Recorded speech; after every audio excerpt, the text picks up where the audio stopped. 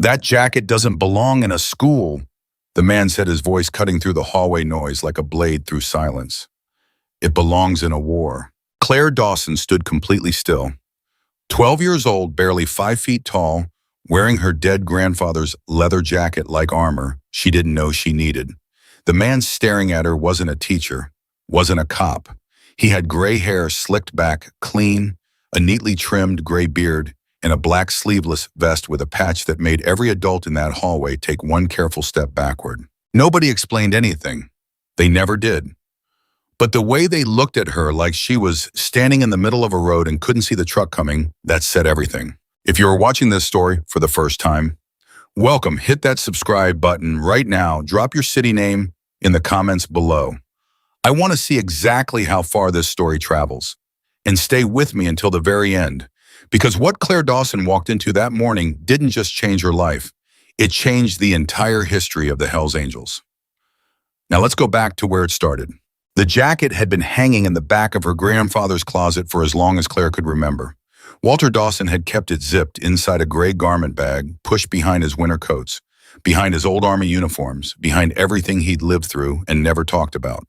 When Claire was little, she'd asked him once what was in the bag. He'd looked at her with those steady gray eyes of his, smiled without showing his teeth, and said, "Something that's waiting for the right time." She'd asked him what time that was. He'd said, "You'll know." Walter Dawson died on a Tuesday in early October, 7 weeks after Claire's 12th birthday. No drama, no warning. He went to sleep in the recliner in his living room in Redstone Gap, Arizona, and didn't wake up. The doctor said his heart had simply stopped. Claire's mother, Sandra, cried for 3 days straight and then went very quiet in the way that scared Claire more than the crying. They were the only family left, just the two of them, in the small house on Cactus Road that Walter had owned outright and left to Sandra in a will that was otherwise nearly empty. Nearly. The lawyer had called 2 days after the funeral. He'd told Sandra there was one specific bequest in a sealed envelope, rubbed to Claire directly, not to Sandra, and that Walter had been very clear about that.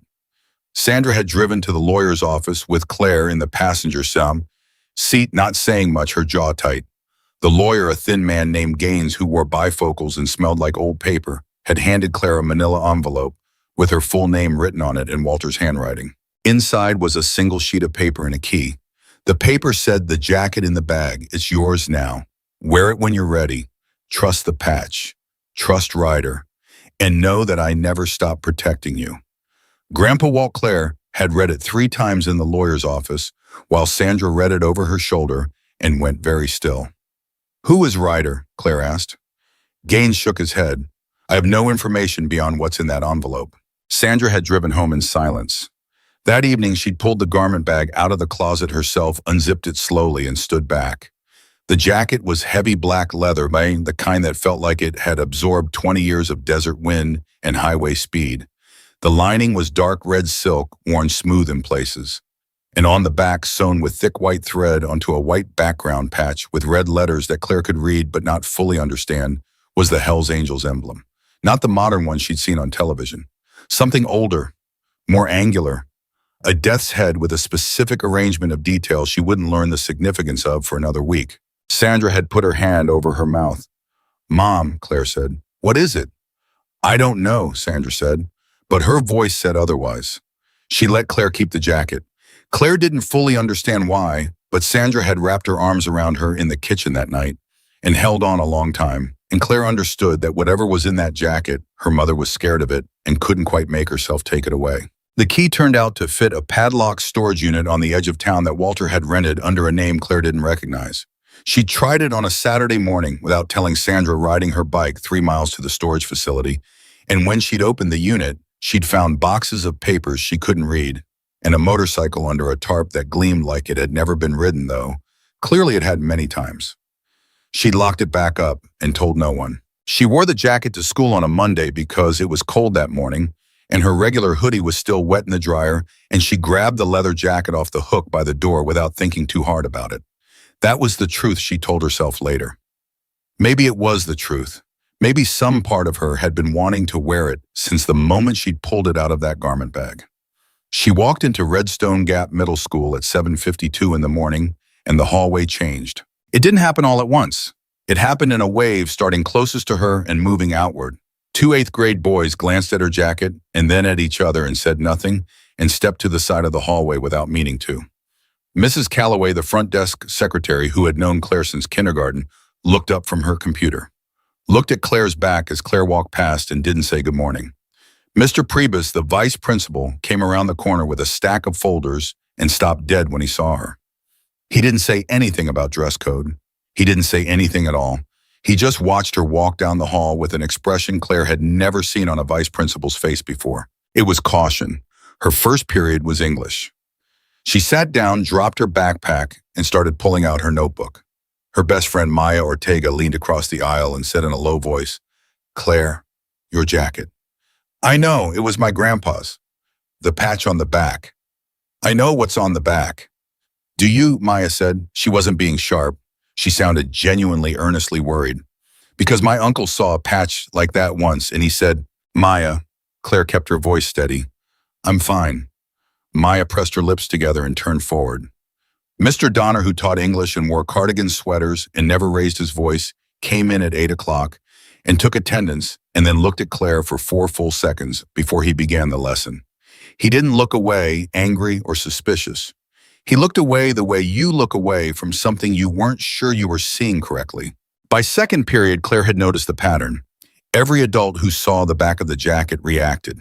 Not every student, most of her classmates, either didn't know what the patch meant or didn't care. But the adults, teachers, the janitor who'd worked there for 15 years and always called her by name, the school counselor who waved at her from across the cafeteria and then stopped waving when Claire turned around. Every one of them saw it and went quiet and careful in ways they never had before. She made it through 3 periods before Principal Hobart called her to the office.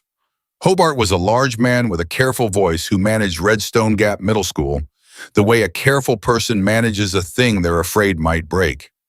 He sat across from Claire with his hands flat on the desk and looked at the jacket, which she'd kept on, and he said, "Claire, I need you to tell me where you got that." "It was my grandfather's."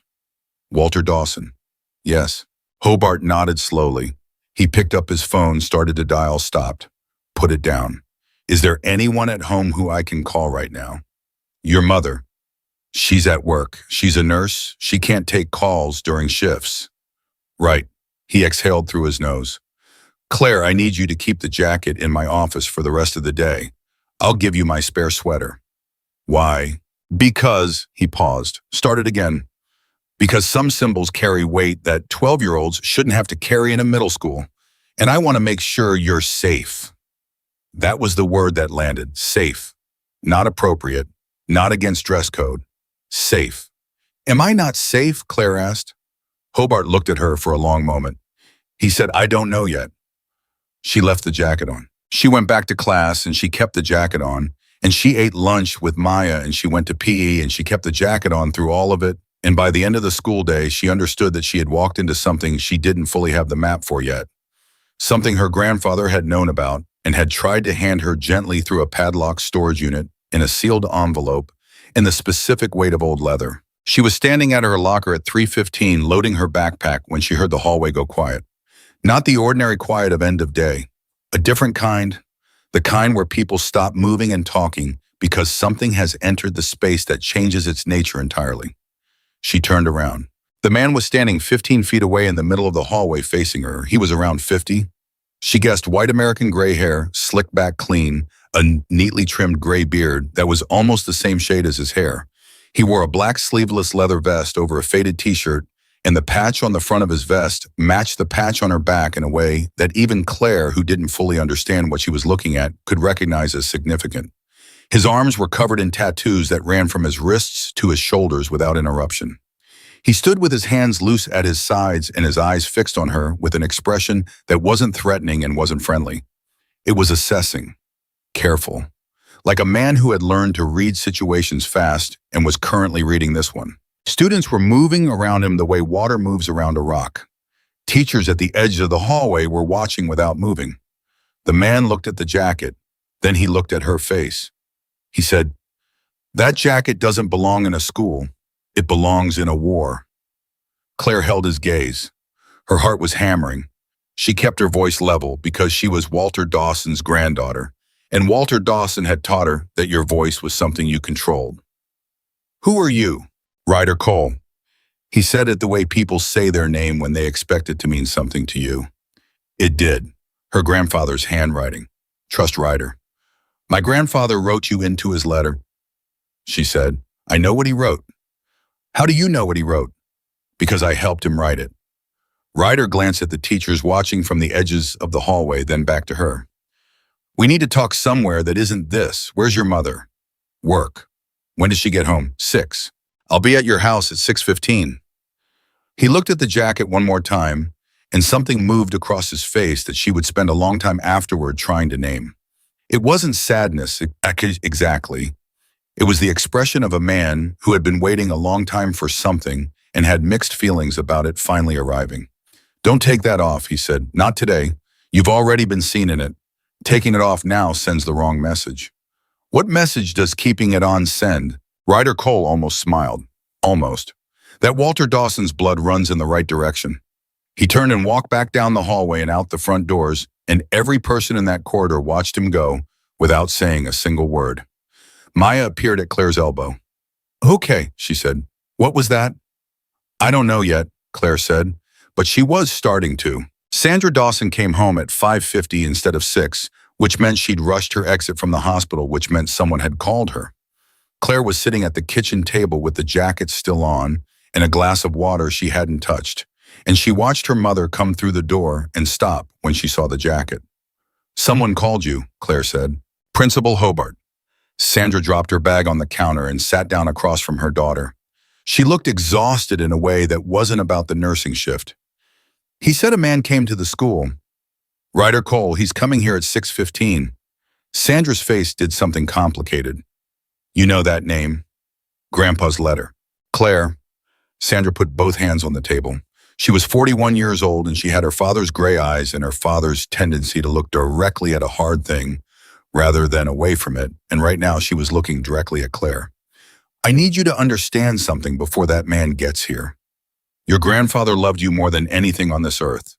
But Walter Dawson had a past that he spent 20 years trying to protect us from. The jacket, the storage unit. You knew about the storage unit. Sandra paused. I suspected. I never looked. She exhaled. What I'm telling you is that whatever this man says tonight, you let me do the talking. You understand you're 12 years old and you're not going to make any decisions about anything tonight. What kind of decisions? Claire asked. Sandra didn't answer. Ryder Cole knocked at 6:17. Sandra let him in with the door open behind him and her arms crossed and her expression locked down in a way that Claire recognized as her mother's version of full armor. She offered him nothing. No seat, no water, no courtesy beyond the open door. He didn't seem to need any of it. He stood just inside the entrance and looked at Sandra and said, You're Walt's daughter. I'm Sandra Dawson, and you're going to explain yourself in under 10 minutes or you're leaving. Fair enough.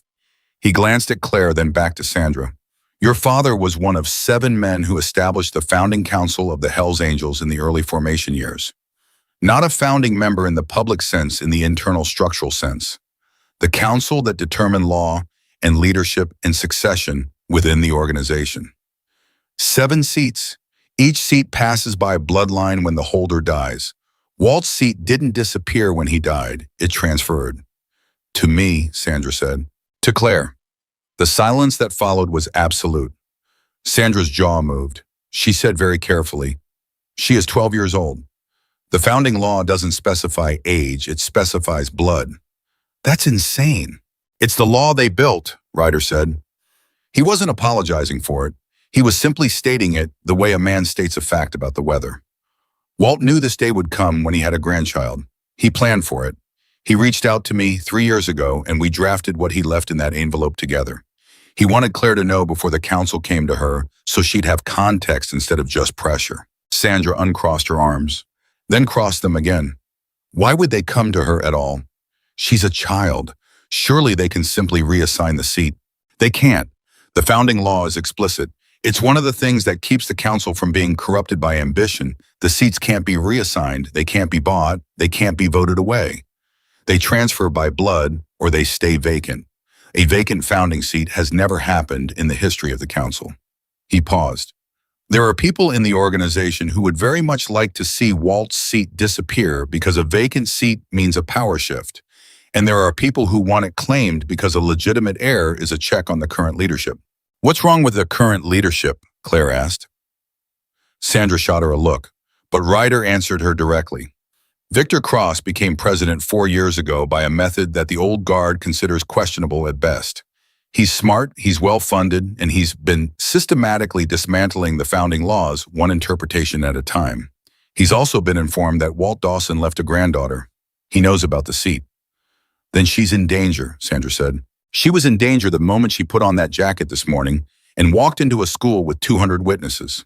His voice wasn't cruel about it, but it wasn't gentle either. The patch she's wearing isn't just decorative, it's a founding emblem. Every person in that school who knew what it meant has already made a phone call. Victor Cross knows Claire Dawson exists and that she went public with the claim this morning, whether she meant to or not. Sandra went very white. Claire watched her mother absorb this and regroup with the speed of a woman who had handled 12-hour emergency room shifts and didn't have the luxury of panic. "What do we do?" Sandra said. It wasn't a question about options. It was a question about sequence. "You let me put people around the house tonight. Tomorrow morning, Claire and I go to see Raymond Cade." "Raymond Cade is dead," Sandra said flatly. "My father went to his funeral." "Walt went to a funeral," Ryder said. "Raymond Cade wasn't in the box." Another silence different in texture from the first. Heavier, more complicated. "Why would he fake his death?" Claire asked. "Because Victor Cross was consolidating power, and Raymond is the only founding council member whose authority exceeds Cross's in a direct vote. He went underground to survive. Walt knew where he was, I know where he is, and Raymond Cade is the only person alive who can formally validate Claire's claim in a way that the full council is required to recognize." He looked at Claire steadily. "You put on that jacket this morning. Whether you knew what you were doing or not, you started something. The only question now is whether you finish it standing up or running." Claire thought about her grandfather in his recliner, his steady gray eyes, the way he'd said "you'll know" when she'd asked him about the garment bag. She thought about the storage unit and the motorcycle under the tarp gleaming like it had been maintained by someone who intended it to be ridden again. "I'm not running," she said. Sandra's head turned toward her fast. "Claire, Mom." She looked at her mother and held the look. "He left it to me. Not to you, not to anyone else. He said trust the patch and trust Ryder. He spent 20 years protecting us from something, and then he handed it to me directly. I think he thought I could handle it." Sandra Dawson looked at her daughter for a long time, the woman who'd cried for 3 days after her father died and then gone very quiet. The woman who'd stood in front of that garment bag and been afraid but hadn't taken the jacket away. She looked at Claire, and in her eyes was something that was partly grief and partly recognition, and partly a thing Claire couldn't name but felt as warm as sunlight. "He always said you had his nerve," Sandra said finally. Her voice was rough at the edges. "Is that good?" Claire asked. Sandra almost smiled. "In this family, it's the only thing that ever kept anyone alive." She looked at Ryder. "Your people around the house tonight. I want to see credentials or whatever passes for credentials in your world." "Fair," Ryder said, "and I'm coming with you to see Raymond Cade." "Also fair. And if at any point I say we're done, we're done." Ryder Cole looked at Sandra Dawson and then at the jacket on Claire's back, and his expression carried that complicated thing again, the weight of a long waiting finally resolving. "Walt raised you right," he said. Sandra's jaw tightened. "Yes, he did. Now tell me how serious the threat is tonight." "Exactly. Serious enough that I drove 400 miles as soon as I got word about the school." "How did you get word?" "I have eyes in every chapter within 3 states. When a founding emblem goes public, word moves fast." He reached into his vest and pulled out a phone, turned it to show her. A photo grainy taken on a cell phone clearly inside a school hallway. Claire in the jacket shot from behind the patch, visible in sharp detail. This was on 3 separate message chains within 40 minutes of school starting. Sandra stared at it. Who took this? Someone who recognized what they were looking at. He put the phone away. Victor Cross had this photo before lunch. Claire felt the weight of it settle into her bones. Not fear exactly. Something more like the sudden understanding of scale, the way you feel when you're standing in the desert at night and you look up and realize the sky is far bigger than you'd been treating it. The jacket on her back wasn't just a jacket. It never had been. It was a statement in a language she was only beginning to learn, and she'd spoken it loudly and publicly without knowing she was speaking. But here was the thing she kept returning to, sitting at that kitchen table with Ryder Cole's careful eyes on her and her mother's rigid spine across from her. Her grandfather had known this might happen. He'd left her the jacket, knowing she might put it on. He'd left her the key and the letter, and Ryder's name, knowing she would eventually need them. He hadn't been reckless. Walter Dawson had been the least reckless person she'd ever known, methodical, patient, a man who measured twice before he cut anything. He wouldn't have left her the jacket if he thought it would simply get her killed. He would have left it knowing she could survive what came after it. That thought steadied her. Ryder spent the next hour and a half going through what he called the basics, not the full history, not yet, but the framework. He explained the founding council in terms that were clear without being either romanticized or sanitized. 7 men, 7 seats, a structure built in the early years to ensure that no single person could take absolute control of the organization. Each seat carried 1 vote on matters of law, succession, and internal justice. The founding laws had been designed specifically to be resistant to corruption, not perfectly resistant, because nothing was but more resistant than most human structures. Victor Cross had spent 4 years finding the edges of what those laws allowed and pushing hard against them. The specific law that mattered now was what Ryder called the transfer protocol. When a founding seat holder died, the seat transferred to the eldest direct blood descendant who was willing to claim it. If no descendant claimed it within 1 year of the holder's death, the seat became vacant, and in the entire history of the council that had never happened because the founding law was clear that a vacant seat could never be filled by election or appointment. It simply stayed vacant, which meant the council was perpetually at risk of losing decision-making legitimacy if seats went unfilled. Walter had died 10 months ago. Claire had 2 months before the seat went permanently vacant. "Does Victor want it vacant?" Claire asked. "Victor wants it controlled," Ryder said. "A vacant seat helps him in the short term. He needs fewer votes for a majority. But long-term, a vacant founding seat weakens the council's legitimacy, which weakens the founding laws, which is ultimately bad for everyone. He's smart enough to understand that. So what he actually wants is the seat claimed by someone he controls. And I'm not that." "No," Ryder said. "You're Walt's blood." Walt was the one founding member who openly opposed Victor's rise. Walt had documentation on what Cross did to get where he is, and Cross knows Walt had it. He doesn't know where it is now. Neither do I for certain, though I have theories. Claire thought about the boxes of papers in the storage unit. She kept her face neutral. "And Raymond Cade, where does he stand?" "Raymond founded the council. He's the only person alive with the authority to certify a new seat claim under founding law without a full council vote. His certification alone would make your claim legally valid in the organization's own terms. Victor can challenge it, but he can't simply override it." Ryder leaned forward slightly. "There's going to be a gathering. There always is when a founding seat is in transfer. The iron crossbar neutral ground established under the founding laws.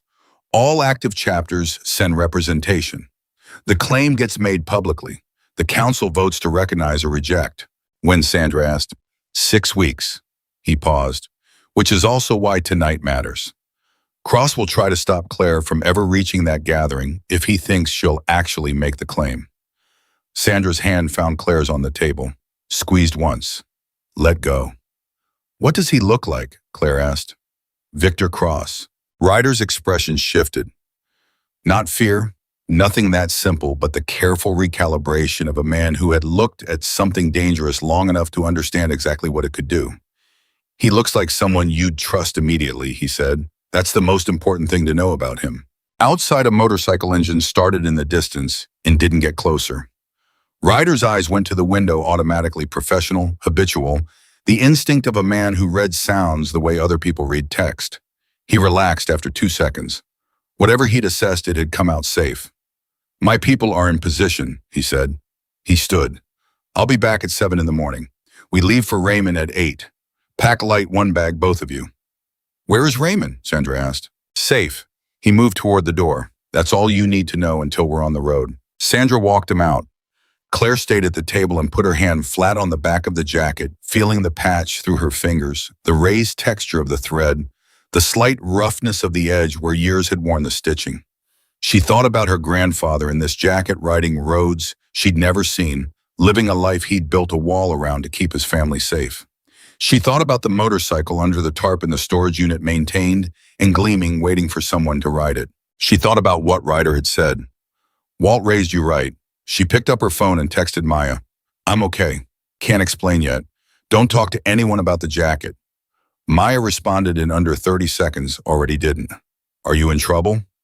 Claire looked at the question, thought about all the ways to answer it, typed, I'm in something. I don't think trouble was the right word. Maya, what's the right word, Claire? I don't know yet.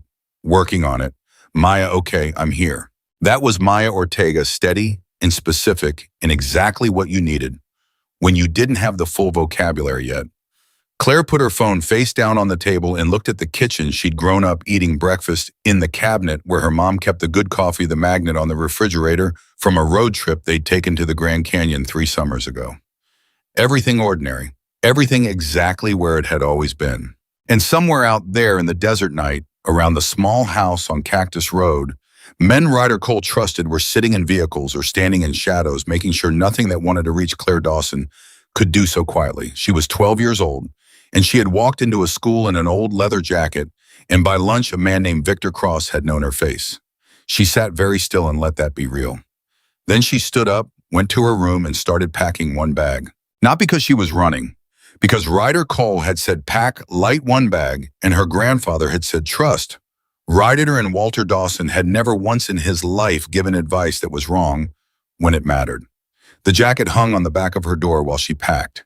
Heavy, patient, already waiting for morning. She was packed and ready at 6:45 in the morning, sitting on the edge of her bed with her backpack between her feet and the jacket on, watching the window go from black to gray to the pale copper of early desert sunrise.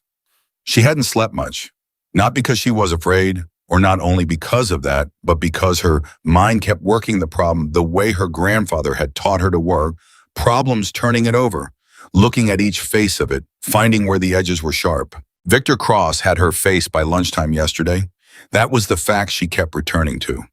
Not the founding council, not Raymond Cade, not the transfer protocol. Those were complicated and distant, and she didn't have enough information yet to fully map them. But Victor Cross, knowing her face, was immediate, concrete, the kind of fact that had a clock attached to it. Ryder had said the gathering was 6 weeks out. 6 weeks for Victor Cross to make sure Claire Dawson never walked into the Iron Cross bar. She heard her mother's alarm go off down the hall at 6:50, heard Sandra move through the morning, the bathroom faucet, the coffee maker, the particular sound of the kitchen cabinet where the mugs lived. Then Sandra's footsteps in the hallway and the knock on Claire's door. You're already dressed, Sandra said. Couldn't sleep. Sandra looked at her for a moment. She was carrying 2 mugs of coffee, and she handed one to Claire without comment, which meant Sandra had decided they were past the stage of whether 12-year-olds should drink coffee and into some new stage that didn't have the same rules. Ryder's people, Claire said. Did you see them last night? One of them knocked on the door at midnight and introduced himself. His name is Pete. He's roughly the size of a refrigerator. Sandra sat down on the edge of the bed beside her. I didn't sleep either. Mom, don't tell me you're fine. I wasn't going to. Sandra looked at her. What were you going to say? Claire thought about it. I was going to say that Grandpa didn't leave this to you. He left it to me. And I think that means he thought the weight of it was mine to carry, not yours. I think he was trying to protect you by going around you directly to me. Sandra was quiet for a moment. That would be exactly like him, she said finally. He protected everyone around him by not telling them things. Thought information was the same as danger.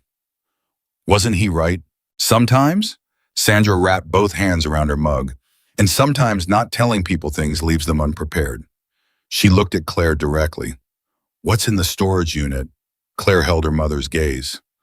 Boxes of papers, a motorcycle.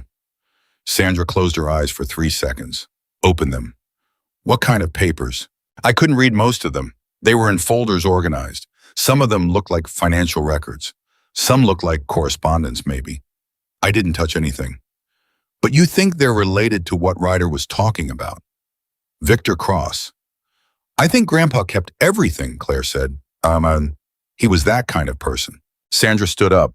She went to the window and looked out at the street in the early morning light, at the ordinary houses in the ordinary desert landscape beyond, and at the dark blue pickup truck parked 2 doors down that had not been there the previous morning. Pete, or someone like Pete. "If we go today," Sandra said slowly, "and we meet this Raymond Cade and he confirms the claim, then what? What does that actually mean for your life, for school, for this house, for Tuesday afternoons and homework, and all of it?"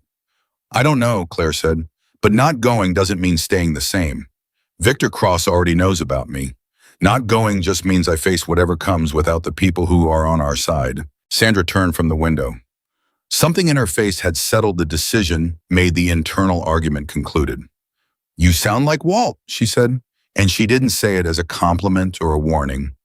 She said it as a plain fact, the way you acknowledge something that is simply true. Ryder knocked at 7 on the dot. He came inside long enough to drink half a cup of Sandra's coffee and confirm the route with a brevity that suggested the planning had already been done elsewhere. He had a different truck from the one Claire would have expected, a plain gray F-150, nothing on it, no patches visible, no indication of what he was. He'd swapped the vest for a regular jacket. Civilian, he called it, without explanation. "How far?" Sandra asked. 4 hours. "Through what?" "Desert, mostly. We'll switch highways twice." He set the mug down. "There are 2 vehicles traveling the same route on parallel roads. If anything follows us, they'll know before we do." Sandra picked up her bag. Claire slung her backpack. The jacket went on last, and when Claire settled it onto her shoulders, Ryder watched with that careful, weighted expression she was starting to recognize as his version of feeling, things he didn't put into words. They were moving by 7:15. The first hour in the truck was quiet. Sandra sat in front with Ryder, and Claire sat in the back and watched the desert unroll through the window, flat and red and immense, in the way that the Arizona desert was always immense, the kind of landscape that made everything human feel small and provisional. She didn't find that frightening. She'd grown up in it. The scale of the desert was honest, she'd always thought. It didn't pretend things were closer than they were. At the 40-minute mark, Ryder's phone buzzed on the console. He glanced at it. His jaw moved once. He didn't answer it. "Who was that?" Sandra asked. "Chapter out of Flagstaff. Cross is moving people." "Moving them where?" "He's pulling members from 3 chapters into a central location. It's a consolidation move. He does it when he's planning something that requires numbers." Ryder's eyes stayed on the road. "It doesn't change our route, it's information." "Does he know where we're going?" Claire asked from the back. "He knows we left Redstone Gap this morning. He doesn't know the destination." A beat. "Raymond has been in the same location for 2 years without Cross finding him. Walt was the only person who knew where he was, and Walt told me 6 months before he died. The location is clean." "You're sure?" Sandra said. "I'm sure of Raymond. I'm sure of the location's security. I'm not sure of anything else in this situation, and I won't pretend otherwise." That honesty steadied Claire more than reassurance would have. She'd spent her whole life around adults who managed children's anxiety by smoothing over the sharp parts of reality. Ryder wasn't doing that. He was treating her as someone who could handle accurate information, which was, she understood in that moment, exactly what her grandfather had done. Walter Dawson had never lied to her to protect her feelings. He just told her things in the right order at the right time. At the 90-minute mark, Ryder turned off the main highway onto a road that wasn't on the map on Claire's phone, or rather it was there, but only as an unmarked line, one of those desert connectors that existed for utility rather than destination. He drove it without hesitation, which meant he'd driven it before.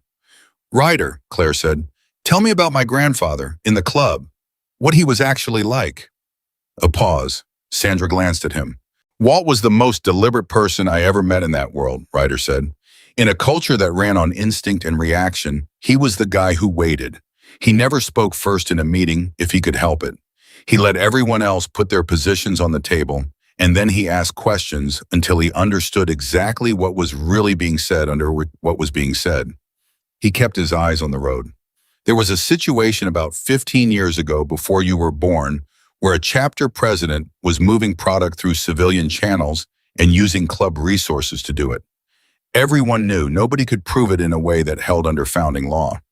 Walt spent 8 months documenting it, not rushing, not making accusations. 8 months. When he finally brought it to the council, the case was so complete that the vote took 4 minutes. "What happened to the president?" Claire asked. "He left, voluntarily, which was better for everyone than the alternative." Ryder's expression didn't change, but his hands shifted slightly on the wheel. Walt understood that the founding laws were worth protecting because they were the only thing standing between the club and becoming something that couldn't be distinguished from what it was supposed to oppose. Victor Cross never understood that. Cross thinks laws are instruments, things you use when they help you and work around when they don't. What did Cross do to get the presidency, Sandra asked. The council vote that put him in power was 3-2. 3 founding seats in favor, 2 opposed. Walt was one of the 2 opposed. Raymond was the other. Within 6 months of Cross taking the presidency, Raymond Cade was publicly eulogized at a service in Nevada. He paused. I was there, stood in the front row. The coffin was sealed. I shook hands with Victor Cross at the reception afterward. He arranged it, Sandra said. He didn't have to arrange what he didn't do. Raymond made his own choice to disappear. He and Walt coordinated it. Walt felt responsible Raymond had voted with him against Cross, and it had made him a target. Ryder exhaled slowly. Walt reached out to me because I was the only council-adjacent member he trusted who Cross hadn't already brought into his orbit. He needed someone on the outside who could move freely. I've been that for 3 years. Claire leaned forward. What do you get out of it? Why help us? Ryder glanced at her in the rearview mirror. For the first time, something that was actually close to a smile crossed his face, brief, dry, complicated. Walt Dawson saved my life in 1987 in a situation I'm not going to describe to a 12-year-old. I owed him a debt I couldn't pay before he died. This is the best I can do. The truck moved through the desert and nobody said anything for a while. At the 2.5-hour mark, Ryder's phone buzzed again. This time he answered it, put it on speaker, said talk. The voice on the other end was a man's voice, low and clipped. Blue Dodge Ram. Been on your parallel since mile 47. It's not ours. Ryder's posture didn't visibly change. Distance. Holding steady at 1.5 miles. It's not closing. It's watching. That's my read. You want us to engage? No, let it watch. Log the plate and drop back. He clicked off, glanced at Sandra. Don't react. Sandra's hands were already white-knuckled on her knee. She released them deliberately. They're following us. They're following us at a distance. There's a difference. If they wanted to intercept, they'd have done it before we left the main highway when the terrain gave them options. He kept driving at the same speed, same lane, nothing changing. Cross is gathering information. He wants to know where we're going more than he wants to stop us getting there. Then leading them to Raymond is the worst thing we can do, Sandra said. Yes, Ryder agreed, which is why we're not going to Raymond yet. He turned the truck left onto a road Claire hadn't seen coming. They drove for another 20 minutes to a town so small it barely qualified as a town, a cluster of commercial buildings around an intersection, a gas station, a diner with a gravel lot. Ryder pulled into the diner lot and parked and got out. Inside, he said, order food, eat it. Look like people who stopped for lunch. Inside the diner, they slid into a booth, and a tired waitress brought them menus, and Ryder sat with his back to the wall and his eyes on the window and said nothing while he watched the lot outside. Sandra ordered coffee and a sandwich. Claire ordered the same. Ryder ordered nothing. The truck that was following us, Claire said quietly, will it come here? It drove past when we turned. It won't double back, immediately too obvious. But within 20 minutes, they'll know from plate registration that this truck is registered to a company I use for exactly this kind of situation. A shell. Nothing traceable to me or to you. He finally glanced at the menu. Order pie too. We're going to be here 40 minutes. Why 40 minutes? Because a different vehicle is picking us up from the back of the lot in 38. This truck is going to drive north without us in it. Sandra set down her coffee cup. You planned for a tail. I planned for several possibilities. This was one of them. What are the others? Less pleasant. He said it flatly and moved on. Raymond knows we're running 30 minutes late. He's patient. The pie was peach from a can adequate. Claire ate it and watched the parking lot and thought about her grandfather planning for possibilities, working angles years in advance, leaving a jacket in a garment bag and a key to a storage unit and a letter with a name in it. All of it laid out with the patience of a man who understood that the important things were rarely urgent and the urgent things were rarely as important as they seemed. The second vehicle was a silver Honda Civic driven by a woman in her late 30s named Donna, who said approximately 4 words for the entire remaining 2 hours of the drive. She drove without apparent concern, the kind of ease that came from either genuine calm or very good training. Claire didn't ask which. They arrived at a property just outside a small town Claire didn't recognize from any road sign. The house was a low, unremarkable desert home, set back from the road with a long gravel driveway. Nothing about it announced itself. Nothing said, "Look here." It was the most invisible house Claire had ever seen, and she understood immediately that that was the entire point. Donna stopped at the gate, said to Ryder, 30 minutes. "Enough," Ryder said. They got out. Donna turned the Civic around and left. A man opened the front door before they reached it. Raymond Cade was old in the way that certain things are old, not diminished by it, but concentrated. He was perhaps 70, white-haired and lean, with hands that looked like they'd spent decades in weather, and eyes that were light blue and absolutely alert. He wore no patch, no vest, just jeans and a flannel shirt and boots that had seen serious use. He stood in the doorway and looked at Claire, specifically at the jacket, at the patch on her back, as she turned slightly, and his expression did something that Claire wasn't expecting. His eyes went wet. Not crying, not quite, but the sudden bright sheen of a man who has kept himself under tight control for a long time and been briefly undone by something he wasn't braced for. "Walt's patch," he said. His voice was rough and very quiet. "He left it to me," Claire said. Raymond looked at her face. "You have his eyes," he said, "and his jaw." He stepped back from the door. "Come in." Inside, Raymond Cade moved with the deliberate economy of a man who knew exactly where everything was and wasted no motion getting to it. He put coffee on without being asked, brought cups to the table, and sat down across from Claire with his hands flat on the surface and looked at her directly in the way that very few adults ever look directly at a 12-year-old. "Do you know what you're claiming?" he asked. "I'm learning," Claire said. "Good answer, better than yes would have been." He glanced at Ryder. "She knows about the gathering. She knows the framework. 6 weeks, 5 weeks and 4 days. Raymond's eyes came back to Claire. "The gathering at the Iron Cross is the only venue under founding law where a seat claim can be made public and voted on by full representation. If you walk in there and make the claim, and I certify it, the council is required to vote. They cannot table it, cannot delay it, cannot refuse to hear it. That's written into the founding charter." He paused. "Victor Cross cannot stop the vote from happening. What he can do is everything possible to stop you from walking into that room. He already has people watching," Ryder said. "Tail on us today. He knows she left Redstone Gap." Raymond nodded slowly. He wasn't surprised. "Victor is disciplined. He won't make a move that looks like what it is. He'll use pressure, legal pressure, through channels he controls inside the organization. He'll try to have the claim pre-rejected on procedural grounds before the gathering.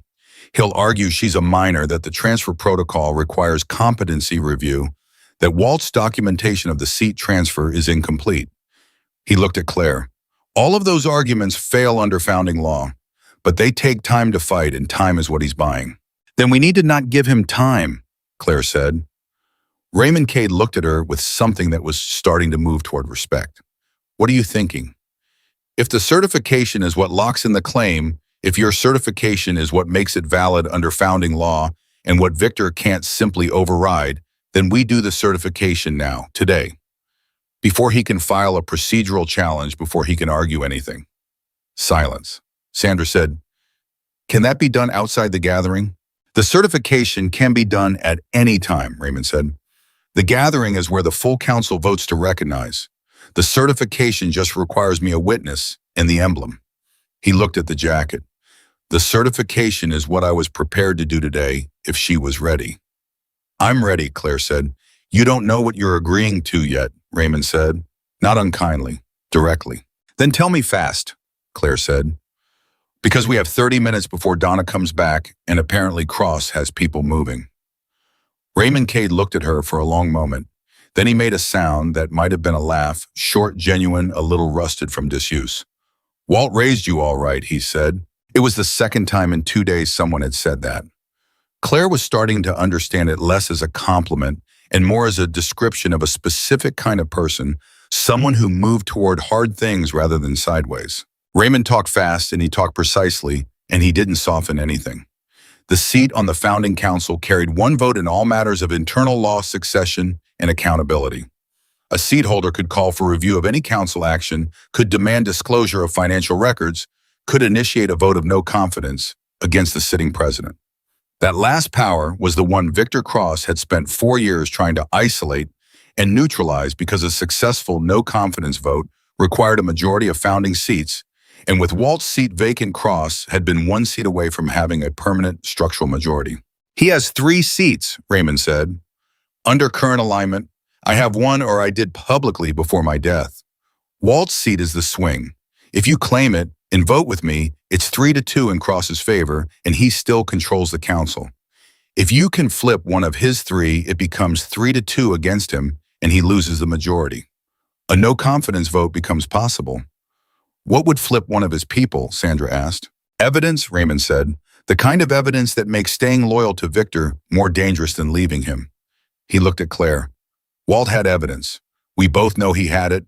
I don't know where it is." Claire thought about the storage unit, the boxes of folders, the organized files. She made a decision. "I know where it might be," she said. Both Raymond and Ryder looked at her. "A storage unit in Redstone Gap. My grandfather rented it under a different name. The key was in his letter to me." She paused. "I looked inside once. There were boxes of papers. I didn't touch them because I didn't know what they were." Raymond and Ryder exchanged a look that passed a great deal of information without a single word. "We need that storage unit," Ryder said. "We need the certification first," Raymond said. "Then the storage unit." Agreed. The certification took 11 minutes. Raymond wrote it by hand, long formal language on paper that he'd clearly kept specifically for this purpose, stored flat in a sleeve in a drawer that he went to without looking. He read each section aloud as he wrote it, explaining what it meant, not summarizing. Claire stood in front of him with the jacket on the patch facing him and said yes at the points where the language required her acknowledgement. Sandra stood as witness and signed where Raymond indicated. Ryder signed as a secondary witness. When it was done, Raymond held the document for a moment. Then he looked at Claire. "You understand that this is real," he said. "Yes. It doesn't feel real yet. It will." He folded the document, sealed it in an envelope, and handed it to Ryder. "Certified copy stays with you. I keep the original. When we walk into the Iron Cross, I'll produce mine. If something happens to me between now and then," he glanced at Ryder, "you know the backup procedure." "I know it," Ryder said. They were back in Donna's Civic 11 minutes later. Raymond stood in the driveway as they left and watched until they turned onto the road, and Claire watched him through the rear window until he was out of sight. She thought he looked like a man who had been waiting in a very small space for a very long time and had just been given a reason to move again. The drive back to the pickup point was quiet for the first 20 minutes. Then Claire said, "Ryder, the storage unit, we need to go back to Redstone Gap." "I know." "Cross's people, are they watching the town?" "They're watching your house. The storage unit is registered under a different name. They don't know about it yet." "How long before they find it?" He was quiet for 3 seconds. "If I were Cross and I'd just learned that Walt Dawson left a granddaughter who wore his patch to school, I'd be working backward through every property and registration Walt ever touched, with resources a week, maybe less." "Then we go tonight," Claire said. Sandra turned in her seat and looked at her daughter. She didn't say no. She didn't say be careful or let the adults handle it or you're 12. She looked at Claire with her father's gray eyes and she said, "Okay, we go tonight." And in the steady movement of the Civic through the late afternoon desert, with a certified document in Ryder Cole's inside pocket and 5 weeks and 4 days on the clock, Claire Dawson understood that the jacket on her back had stopped being something her grandfather left her and had become something she was choosing. Every mile of the drive home, she felt the weight of it settle differently, not heavier, more hers. She thought about Victor Cross, who looked like someone you'd trust immediately. She thought about a room full of hundreds of Hell's Angels and a 12-year-old girl walking into the center of it with her grandfather's patch on her back and Raymond Cade's certification in the hands of the man riding beside her. She thought about the boxes of papers in the storage unit organized with the patience of a man who measured twice, who understood that a complete case was better than a fast accusation, who had spent 8 months once on a problem that other people wanted to solve in 8 minutes. She thought he was building this for years. He was building it knowing I would be the one to carry it. That thought didn't scare her.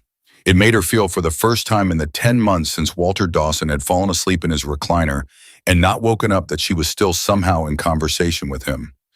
That he was still in the specific way that mattered, protecting her. Not by keeping her safe from the danger. By making sure she was ready for it.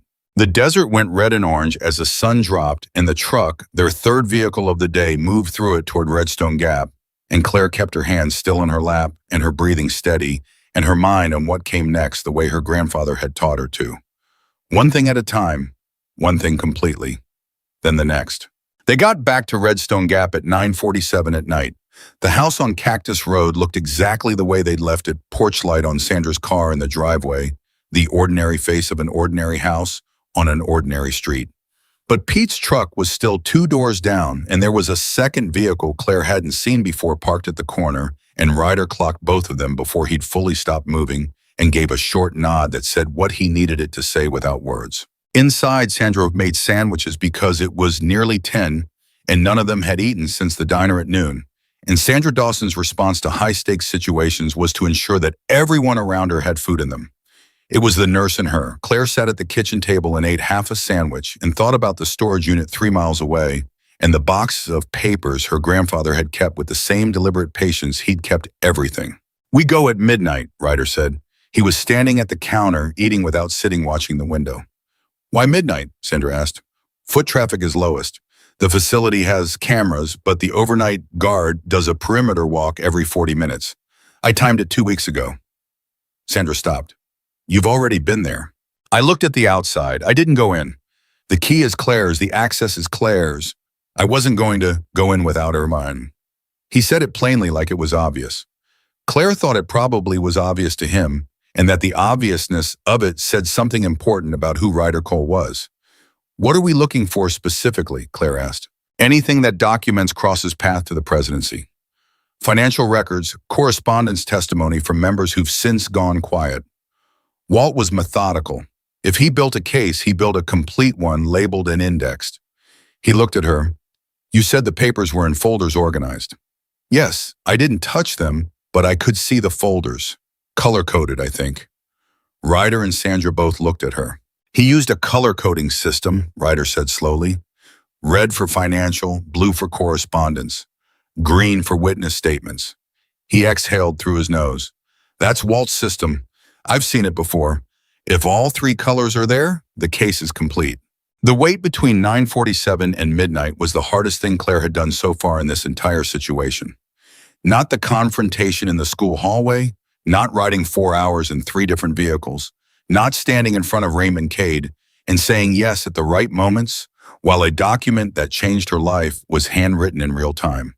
None of that had been as hard as sitting in her grandfather's kitchen eating half a sandwich and watching the clock not move. She called Maya at 10:15.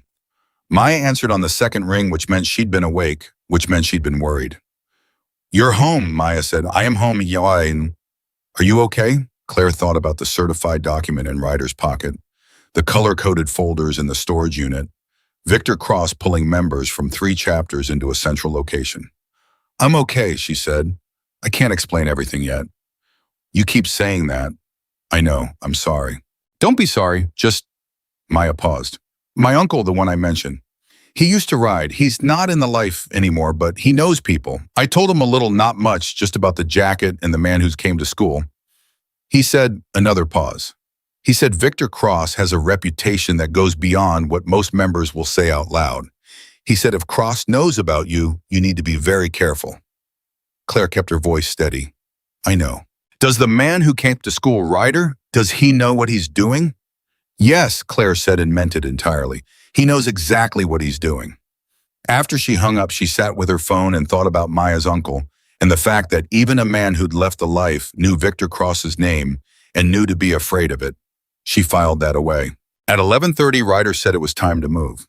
Not midnight yet, but the guard's schedule put the next perimeter walk at 11:50, and they needed to be inside before it started. They drove the 3 miles in Pete's truck, Pete behind the wheel, enormous and silent and reliable in the way that certain large things were reliable, like walls and anchor points. Ryder rode in front, Claire and Sandra in back. The storage facility was on the eastern edge of Redstone Gap, a low concrete building with 2 rows of roll-up units and a chain-link perimeter, and exactly the kind of aggressively unremarkable exterior that her grandfather would have chosen deliberately. The key fit.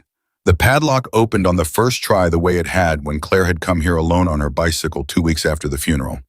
She'd been 10 months younger then, and a different person in ways she was only starting to measure. Ryder pulled the roll-up door, and they went in.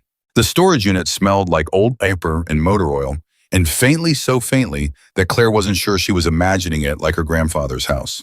The motorcycle was exactly where it had been under the tarp.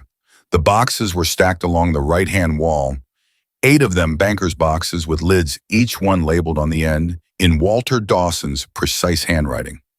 Ryder moved to them immediately. He lifted the lid on the first box, saw the red folders, and went very still. Financial, he said, not to anyone in particular, just confirming what he was seeing. He moved to the next box. Blue folders, then green. He stood back from the boxes, and Claire watched something move across his face that was partly relief and partly grief, and partly the expression of a man who had been carrying the weight of not knowing for a long time and had just been told that the thing he'd hoped existed actually did. He built it, Ryder said. The whole case, it's here. How long will it take to go through? Sandra asked. Tonight we don't go through it. Tonight we move it. He turned to Pete. Get the truck. Pull it to the door. Pete went. Ryder looked at Claire. Do you understand what's in these boxes? Evidence against Victor Cross. Evidence that could bring down not just Cross personally, but the entire corrupt infrastructure he built. Financial trails, correspondence with people who will not want to be named, documented violations of founding law going back to the first year of his presidency. He paused. Walt spent years collecting this. He was building toward the gathering, toward the exact moment when a founding seat vote would be on the table, and the evidence could be presented in a context where the council was legally required to act on it. He was waiting for me, Claire said. Ryder looked at her. He was waiting for you to be old enough to make the claim, yes. That landed in Claire's chest with a weight she hadn't expected, not a sad weight. Something more complicated than understanding that her grandfather had looked at a 12-year-old girl and seen years in advance the person she was going to need to be, had built a case he would never personally deliver and left it for her to carry, had trusted her not just to survive this, but to finish it. She put her hand on the nearest box, just rested it there for a second. Okay, she said, let's move them. They loaded 7 boxes into Pete's truck in 11 minutes. The 8th box, the one with the green folders, the witness statements Ryder kept separate in a duffel bag he'd brought from somewhere zippy closed and kept physical hold of for his out. The motorcycle stayed. It wasn't going anywhere yet, and moving it would require a trailer and attention they couldn't afford. They were pulling the roll-up door closed when Pete said quietly, vehicle. Everyone stopped. A car had turned into the facility entrance, not fast, not dramatic, just a pair of headlights moving slowly through the lot. It stopped near the front office and sat there with the engine running. Nobody moved. After 40 seconds, the car backed out of the lot and left. Ryder waited 15 more seconds. Then go now. They were moving in 30 seconds. Pete drove and Ryder watched the mirrors, and Sandra had Claire's hand in hers in the back seat without either of them making a deliberate choice about it. They drove a different route back to the house, not longer, just different, and Ryder watched mirrors the entire way and said nothing until they were in the driveway. Were they ours? Sandra asked. No, Ryder said. But they also didn't follow. They were checking the location, not us. He got out. Cross is backtracking Walt's history. They found the unit in the records or will find it within a day or two, but the unit is empty now. We have what we need. Inside the boxes went into Sandra's bedroom, stacked against the far wall. Ryder took the duffel bag with the witness statements and kept it with him. He sat at the kitchen table and made 3 calls in the space of 15 minutes, short-clipped information only. And when he was done, he looked at Claire and Sandra and said, we moved the timeline. The gathering is 5 weeks and 4 days out. I'm calling in every contact I have to move it up. Can you do that? Sandra asked. The founding law allows a gathering to be called on 72 hours notice if a certified claim is in evidence. Raymond's certification qualifies. He looked at his phone. I can have this called for 3 weeks from today.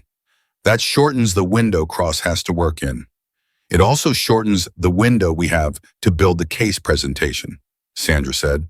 Yes, but the evidence is here. the certification is done. Every additional day we give Cross is a day he uses to consolidate apply pressure and find ways to make sure we don't get to that room. He looked at Claire. It's your call. The seat is yours. The timeline is yours. He'd said it in the school hallway, standing up or running. He kept giving her the choice. She understood now that this was deliberate, that he was building a record in the only way that mattered in this world of Claire Dawson choosing every step consciously. Not being led, not being used, choosing. Call it for 3 weeks, she said. Ryder dialed. The next 3 weeks were the education of Claire Dawson in a world that had existed alongside her ordinary life without ever making itself fully visible. Ryder stayed. He slept on the couch and made coffee before anyone else was awake, and spent his days on the phone and his evenings going through Walter's boxes with a methodical focus that Claire recognized as her grandfather's approach in another body. He explained things as he worked, not lecturing, just including her answering questions with the same directness he'd shown from the beginning. She went to school. Sandra insisted on that, and Ryder agreed normalcy was a form of cover, and disappearing from her routine would signal something they didn't want to signal. Maya covered for the moments when Claire was distracted, which were frequent. Mr. Donner stopped looking at her jacket with that cautious expression and started simply accepting it as part of who Claire Dawson was, which felt like a small victory. 2 things happened in the second week that changed the shape of what was coming. The first was a visit from a man named Gerald Pruitt, who arrived on a Wednesday afternoon driving a car so ordinary it was practically invisible, and introduced himself to Sandra as a friend of Walter's from his early years. He was 60-something and soft-spoken, and he had the specific, careful quality of a man who had lived a long time by being very precise about what he said and didn't say. He sat at the kitchen table across from Ryder, and they looked at each other for a moment, with the recognition of 2 people who'd heard of each other without meeting. Walt said you'd come, Ryder told him. Walt said the same about you. Pruitt looked at Claire, specifically at the jacket. He sent me a letter about a month before he passed, said when the time came to bring what I had. He put a thumb drive on the table. Audio recordings, Pruitt said. 3 conversations between Victor Cross and a man named Delgado who runs money through a series of shell companies in Nevada. The recordings document the financial arrangement that funded Cross's campaign for the presidency, including payments to 2 council members who subsequently voted for him. He paused. I made those recordings. I was in the room. I was working as a treasurer at the chapter level at the time. Cross trusted me because I'd never given him a reason not to.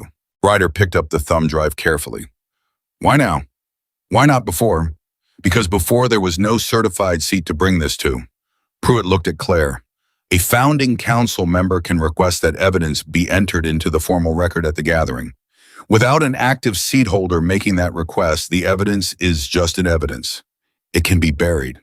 He spread his hands. Walter understood that. He told me, wait for the girl. When the girl claims the seat, bring what you have. Wait for the girl. Claire sat with those 3 words for a long time after Pruitt left. Her grandfather had built this entire architecture around her. Not around himself, not around Raymond, not around Ryder, around a girl who had been 9 years old when Walter Dawson had started putting this case together. He had looked at a 9-year-old and seen a person who would be ready when she needed to be. Who would choose to stand instead of run?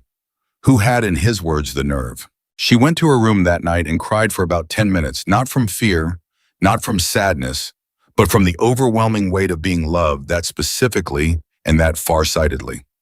Then she washed her face and went back to the kitchen and asked Ryder to walk her through the audio recordings. The second significant thing that happened in the second week was a phone call Ryder received that he took outside and that lasted 22 minutes and that he came back from with an expression Claire hadn't seen on him before. Not fear, not anger, something more careful than either. One of Cross's 3 council seats is wavering, he said. Sandra looked up from the table. Which one? Man named Doyle, Elliot Doyle. He was a loyal Cross man for 3 years, but he's been quiet for the last 4 months. My contact inside says Doyle has been asking questions about founding law privately, specifically about the provisions for council member liability in cases of documented corruption. Whether a council member who voted for a corrupt president can be held accountable under founding law for that vote. He's scared, Claire said. He's calculating, Ryder corrected, which is better for us than scared. A scared man freezes.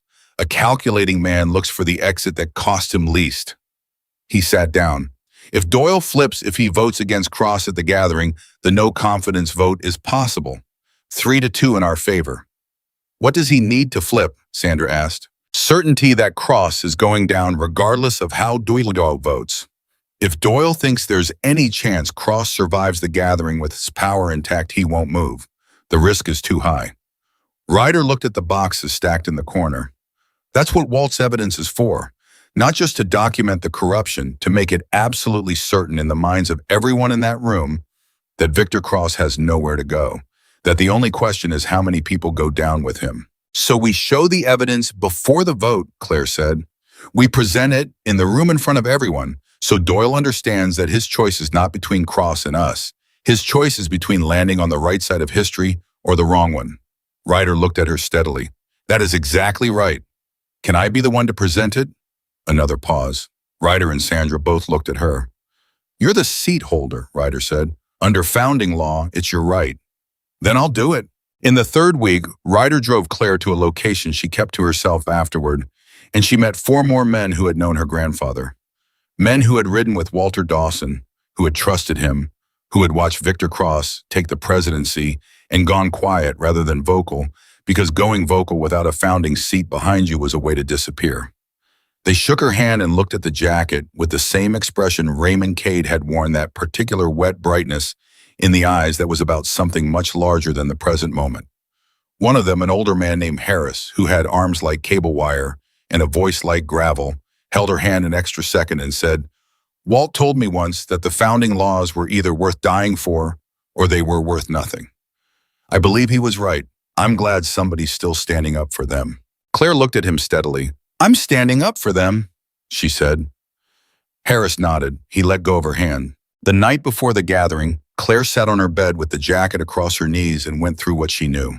The certified document, the audio recordings, the financial records in red folders, the correspondence in blue, the witness statements in green. Raymond Cade, who was traveling to the Iron Cross bar in Nevada under Ryder's coordination and would be there when the doors opened. Ryder himself, who had not left her side in 3 weeks. Pete and 2 other men she'd learned to trust without knowing their last names. And somewhere in the gathering, Elliot Doyle calculating the cost of each available choice. On the other side, Victor Cross, who looked like someone you'd trust immediately, who had spent 4 years building a power structure that the founding laws were supposed to make impossible, who had her face from a grainy hallway photo and knew she was coming. She thought about what Raymond had said. He cannot stop the vote from happening. What he can do is everything possible to stop you from walking into that room. She thought about what Ryder had said the first day in the school hallway. Standing up or running. She put the jacket on. Sandra knocked and came in. She sat on the edge of the bed and they were quiet together for a moment, in the way that people are quiet together when everything important has already been said and what's left is just the before of a large thing. He picked you, Sandra said finally. He could have set this up differently. He could have gone through lawyers, through official channels, through people with more experience in this world. He went through you. She paused. I used to be angry at him for keeping us outside his past, for building a wall around it and expecting us to be grateful for the wall. She looked at the jacket. I understand now that the wall wasn't protection from his life. It was a waiting room. He was waiting until the right person in our family was old enough to step out of it. That's a lot to put on a kid, Claire said. Yes, Sandra agreed. He knew that. I think he also knew you wouldn't mind. Claire almost laughed. Almost. I kind of don't, she said. Sandra put her arm around her and held her the way she'd held her the night after the funeral, tight and long, and without saying anything that would make either of them have to perform being okay. Claire let herself be held. She was 12 years old, and she was Walter Dawson's granddaughter, and she was going to walk into the Iron Cross bar tomorrow with a certified founding seat claim and evidence that could dismantle a corrupt presidency in the eyes of every old guard member in the organization on her back. She let herself be 12 for exactly as long as the hug lasted. Then she straightened up and Sandra let her go, and Claire looked at the door. What time does Ryder want to leave? She asked. 6 in the morning. Then I should sleep. She didn't sleep for 3 hours. When she finally did, she dreamed about her grandfather, not about the jacket or the council or the gathering, just about him in his kitchen making eggs on a Sunday morning. The smell of coffee, the sound of the radio low in the background. his voice saying something she couldn't quite hear. His steady gray eyes looking at her with that expression she had spent her whole life interpreting as simply love and now understood was also underneath pride. The specific pride of a person who has watched another person grow towards something and seen them get there. She woke at 5:15. She was dressed and downstairs by 5:30. The jacket went on last the same way it always did, settled onto her shoulders, heavy and patient, already part of her.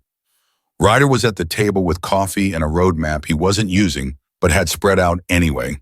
The habit of a man who needed something to do with his hands when he was controlling what his face showed. He looked up when she came in, looked at the jacket. "Ready," he said. "Yes," she said. And then because it was true and she thought he should know it, he chose well, I mean. He chose well when he chose to trust you. Ryder Cole held her gaze for a moment. The thing that moved across his face then was something she'd seen pieces of before in the school hallway at the kitchen table outside Raymond's house, but never complete. It was the expression of a man who has been carrying a debt he believed he could never fully pay and has just been told that he is closer to settled than he knew.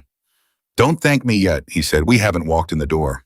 But he said it was something close to warmth, and Claire took it as the good omen it was meant to be. Outside, Pete's truck was running. The morning was cold and blue and very clear. The desert sky doing its best work in the hour before full sunrise, and somewhere in Nevada the Iron Cross bar was waiting, in whatever way neutral ground waits, not for one side or the other, but for the truth of a thing to finally come into the room. Claire got in the truck. The drive to Nevada took 6 hours and 20 minutes, and Claire spent most of it in the back seat going over the evidence with Ryder, the way a student goes over material before the most important exam of her life, except the exam was in a room full of people who had reasons to want her to fail. And failure wasn't a bad grade. It was something she didn't let herself think about directly. Ryder had organized everything into a single binder the night before. Red section first the financial records. Blue second the correspondence.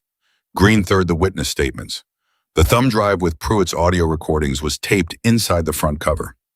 Ryder walked her through the sequence of presentation twice, and then Claire walked him through it from memory, and he corrected 2 details and said nothing else, which was his version of telling her she was ready. Sandra sat in the front and didn't pretend to be calm.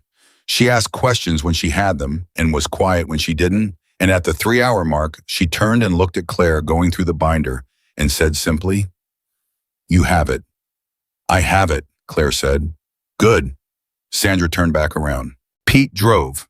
He'd said maybe 12 words total in the 3 weeks since he'd introduced himself at midnight on the first night, and Claire had come to find that silence deeply reassuring. Pete's silence wasn't the silence of a person with nothing to say.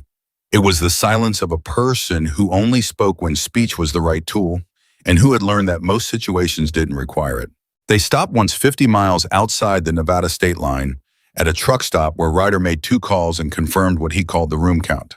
He came back to the truck with coffee for everyone, including Claire, without asking, and said, 240 members confirmed attendance.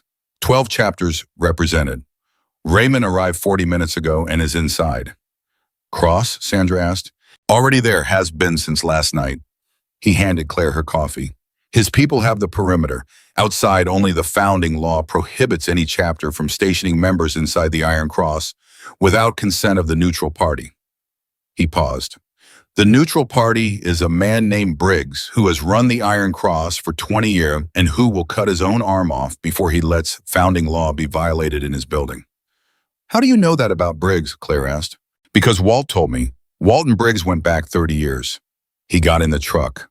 Cross knows it too, which is why whatever he's planning, it happens outside that room, not inside." "After the vote," Sandra said. "After the vote, yes." The last 50 miles, Claire closed the binder and looked out the window and didn't think about the binder, or the vote, or Victor Cross.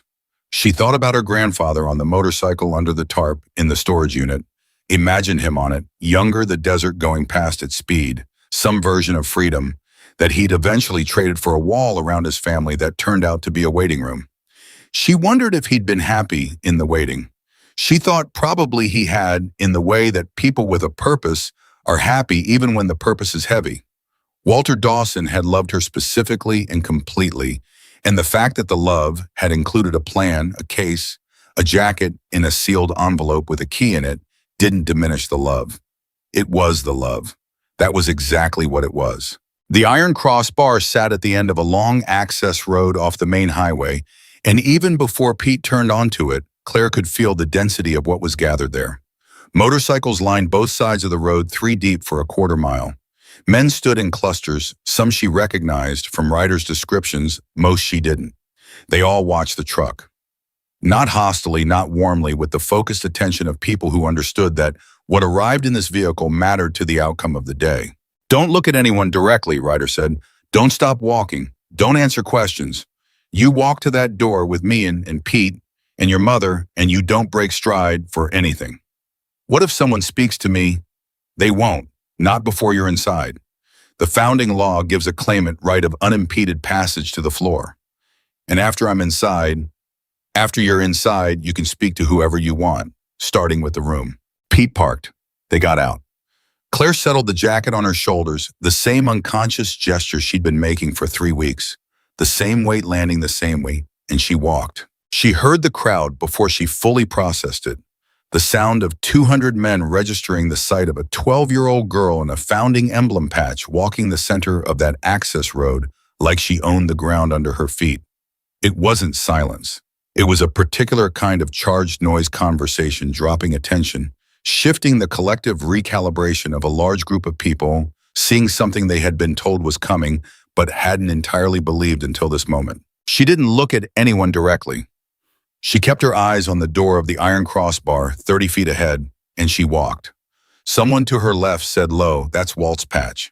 Someone else closer, "She's just a kid." And then a third voice further back that carried clearly through the rest, "She's a founding heir. Show some respect." The door opened before she reached it. A man she didn't know held it from the inside, and she walked through. The Iron Cross bar was large and dim and smelled like decades of use. Every surface had the density of a place that had absorbed important things for a long time. The floor space had been cleared, tables pushed to the walls, room made in the center, and toward the far end, where a long table sat perpendicular to everything else. 5 chairs behind it, the founding council table. 3 of the chairs were occupied. Men she didn't recognize who looked at her with varying degrees of shock and calculation. The 4th chair was empty. The 5th chair had Raymond Cade in it. Raymond had changed from the flannel and jeans. He wore a vest old and clearly significant, with patches that Claire didn't have the vocabulary to fully read, but which Ryder had described to her, the founding patches, the ones that only the original 7 had worn, that couldn't be replicated or approximated. He sat with his hands flat on the table, and he looked at Claire when she walked in with an expression of such quiet, concentrated relief that she had to look away for a second before she could look back. The empty chair, the 4th chair, was Walter Dawson's seat. It had been empty for 10 months. Victor Cross was standing to the right of the council table, and he was exactly what Ryder had said. 55, perhaps 60, with the kind of face that gave you nothing to distrust immediately. Well-built, well-dressed by this world's standards, with a vest that was covered in patches and insignia, and a bearing that said he had been the most important person in most rooms for a long time, and saw no reason today would be different. He watched Claire walk in with eyes that were professionally neutral, giving away nothing. She recognized the professional neutrality as more dangerous than anger would have been. Behind Cross, 2 men stood at a distance that announced itself as deliberate. Not bodyguards, witnesses, his version of Pete. The room had approximately 60 people inside, not the full 240, but the chapter representatives, the officers, the men whose presence was required under founding law for the gathering to have quorum. They stood along the walls and sat on the pushback chairs, and all of them watched Claire walk to the center of the floor and stop. Briggs, she recognized him from Ryder's description. A short, thick man in his 60s with a white beard and no patches on his vest stepped forward from the side of the room. "The gathering is called under founding law on 72 hours notice with certified claim in evidence. For the record, all procedural requirements have been met. This gathering is valid." He looked at Claire. "State your name and claim." "Claire Dawson," she said. Her voice came out level, strong. Walter Dawson's granddaughter, she thought, and she felt him in the evenness of her own voice, in a room that had every reason to rattle her. "I am the granddaughter of Walter Dawson, founding council member. I claim his seat by bloodline transfer under the Founding Council Transfer Protocol. The room absorbed that. Victor Cross spoke. His voice was measured and almost warm. Mr. Briggs, I'd like to raise a point of order before we proceed. The claimant is 12 years old. The transfer protocol has never addressed. The transfer protocol doesn't specify, Raymond Cade said. He hadn't moved from his chair. His voice was dry and completely certain. It specifies blood and willingness to claim. Both are present. The point of order fails. Cross looked at Raymond. Something moved behind his eyes, not surprised, Claire thought. He'd known Raymond was alive, or suspected odd, but seeing him here in the founding patches, carrying the authority of his living presence, rather than the quiet fact of his supposed death, that landed differently than knowing. Cross controlled his expression in the space of 2 seconds, which was fast, which told her how practiced he was. Raymond, Cross said with something that almost sounded like genuine feeling. I'm glad you're alive. I'm sure you are, Raymond said. Briggs cleared his throat. The claim is properly stated. Certification? He looked at Ryder. Ryder stepped forward and produced the envelope. Briggs opened it, read it again. Raymond Cade's certification of Claire Dawson's claim under founding law. Documentation is in order. He looked at the room. The claim is certified. The council will vote to recognize. One of the 3 seated council members, a heavy-set man with a red beard, who Claire would later learn was named Pullman, leaned forward. Before the vote, I want to hear from the girl directly, not her representatives. He looked at Claire. Why are you here? Not the legal answer, the real one. The room waited. Claire looked at Pullman, then she looked briefly at Raymond. Then she looked straight ahead, not at Cross, not at the door, at the center of the room itself, at the gathered weight of all that attention. My grandfather spent years building something he knew he wasn't going to be able to finish, she said. He built it for me because he thought I could. I'm here because he was right, and because the laws he helped write are worth standing up for, and because if I don't claim this seat, it goes vacant, and a man who bought his way to a presidency that the founding laws were specifically designed to prevent keeps the majority he needs to dismantle the rest of those laws. One interpretation at a time. She paused. That's the real answer. The silence after that was different from the silence before it, heavier and more respectful. Pullman sat back. He said nothing further. I'd like to present evidence before the vote, Claire said. She looked at Briggs. Under founding law, a seat holder may enter evidence into the formal record at a gathering. I am a certified seat holder as of this morning. I'm entering evidence now. Briggs nodded. She walked to the council table and opened the binder. She talked for 18 minutes. She didn't rush, and she didn't waver. And she went through it in the sequence Ryder had built financial first because numbers didn't require interpretation, then correspondence because Cross's own words in writing were more damning than any characterization of them, then the witness statements because human voices made things real in ways that documents couldn't quite replicate. She saved Pruitt's audio recordings for last. When she pressed play on the first recording, the room changed. Victor Cross's voice came out of the phone speaker, clear and specific and unmistakable, discussing payment arrangements with the man named Delgado in terms that left no room for alternative interpretation. 2 council votes, 2 men who had subsequently voted him into the presidency. Amounts, dates, account references. The room went absolutely still. Claire watched Cross as it played. He didn't move. His face did something she found genuinely impressive in a cold way. It stayed almost neutral while the evidence of his corruption played in front of 200 years of accumulated founding law culture. Only at the edges could she see it, the tightening around his eyes, the very slight forward lean that a man makes when he is reassessing a situation rapidly and not showing the reassessment. When the recording ended, she pressed play on the second one. After the second recording, one of Cross's council members, not Doyle. The other one, a thin man named Sears, pushed back from the table. He didn't say anything. He just moved his chair 4 inches back from the table, which in this context was a statement as loud as a shout. Claire pressed play on the third recording. The third one was shorter but more specific. Specific dates, specific amounts, specific references to members who had subsequently been promoted to chapter president positions in chapters that controlled significant resources. It was the connection between the initial corruption and the infrastructure it had built afterward, the documentation that this wasn't a one-time arrangement, but a sustained, deliberate dismantling of everything the founding law was supposed to protect. When it ended, the room was silent for 4 full seconds. Then Elliot Doyle, who had been sitting at the far right of the council table, calculating 2 weeks of calculation visible in every angle of his body, said quietly, "I've heard enough." Cross turned to look at him. Doyle didn't look back. He looked at Briggs. "I'd like to state for the record that my vote in the original presidential confirmation was made under conditions I now understand to have been corrupted. I am requesting that the founding record reflect that my vote was secured through means that violate the founding law." He paused. "And I'll be voting for the no confidence motion when it comes." The room erupted.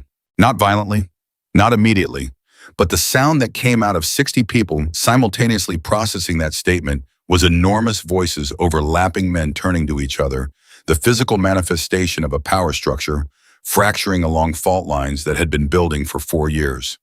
Cross moved. He didn't reach for anything. He didn't raise his voice. He simply stepped forward into the center of the room, and the authority that he had carried for 4 years came with him. And the room noise dropped by half, because even now, even with the recordings played and Doyle's statement on the record, Victor Cross had spent 4 years becoming the most powerful man in this world, and power that old doesn't disappear in 18 minutes. "Let me say something," Cross said. His voice was calm. He was addressing the room, not the council. "I understand what's been presented here. I understand that it looks damning. I also understand that a 12-year-old girl has been placed in the center of an adult conflict by people who are using her grandfather's legacy as a weapon." He looked at Claire, and the look was the most dangerous thing she'd experienced all day, because it was almost kind. "This child deserves better than to be weaponized by old men with old grudges. Whatever my disagreements with Raymond Cade Walter Dawson's granddaughter, should not be standing in this room. She should be in school." He said it with such measured concern that Claire saw 3 men in the room instinctively respond to it. Heads nodding slightly, the automatic human reaction to a reasonable voice making a reasonable point. She stepped forward. "I chose to be here," she said. Her voice came than she intended, which turned out to be exactly right. "Nobody placed me anywhere. My grandfather left me a jacket and a key and a name I could trust. I made every decision after that myself." She looked directly at Cross. "And if you want to talk about what I deserve the truth about who you are, which is now on the record." Cross looked at her for a long moment. She held the look. Don't break first, she thought, and she didn't. "Vote," Briggs said. "Motion of recognition of the Claire Dawson seat claim. Council votes." Pullman voted to recognize. The thin man Sears, who had moved his chair back, voted to recognize. Doyle voted to recognize. Raymond voted to recognize. Cross voted against.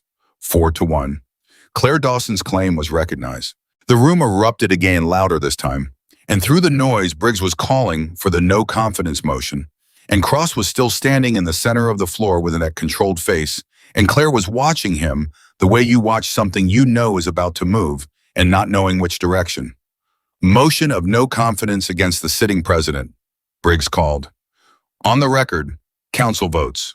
Pullman 4, Sears 4, Doyle 4, Raymond 4. Claire looked at Briggs. "I vote for the motion." 5-1. The motion passed. Victor Cross had been president of the Hells Angels for 4 years, 2 months and 17 days.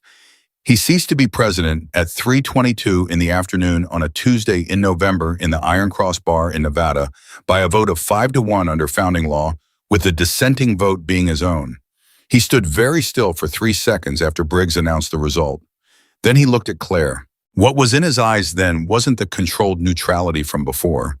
It was something stripped of performance, raw and specific and frightening, not because it was emotional, but because it was the opposite. It was the flat, cold recognition of a man who had lost something he'd spent years building and was already in real time calculating what came next. "This isn't finished," he said. He said it quietly enough that only the people nearest to him heard it clearly. Claire was one of them. She held his gaze. "It is for today," she said. Cross walked toward the door. What happened next was fast and loud, and not what anyone in the room was positioned for.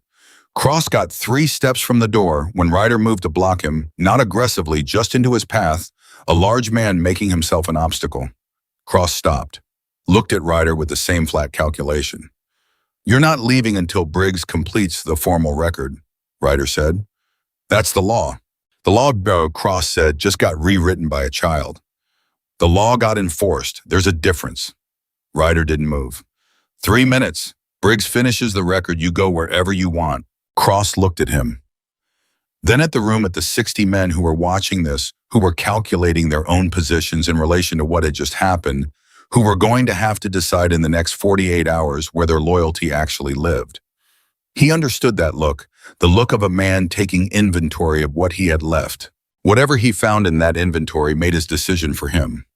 He turned and walked back to the center of the room and stood there in silence, while Briggs completed the formal record in handwriting, reading each line aloud, every word, a nail in the structure of what had just been accomplished.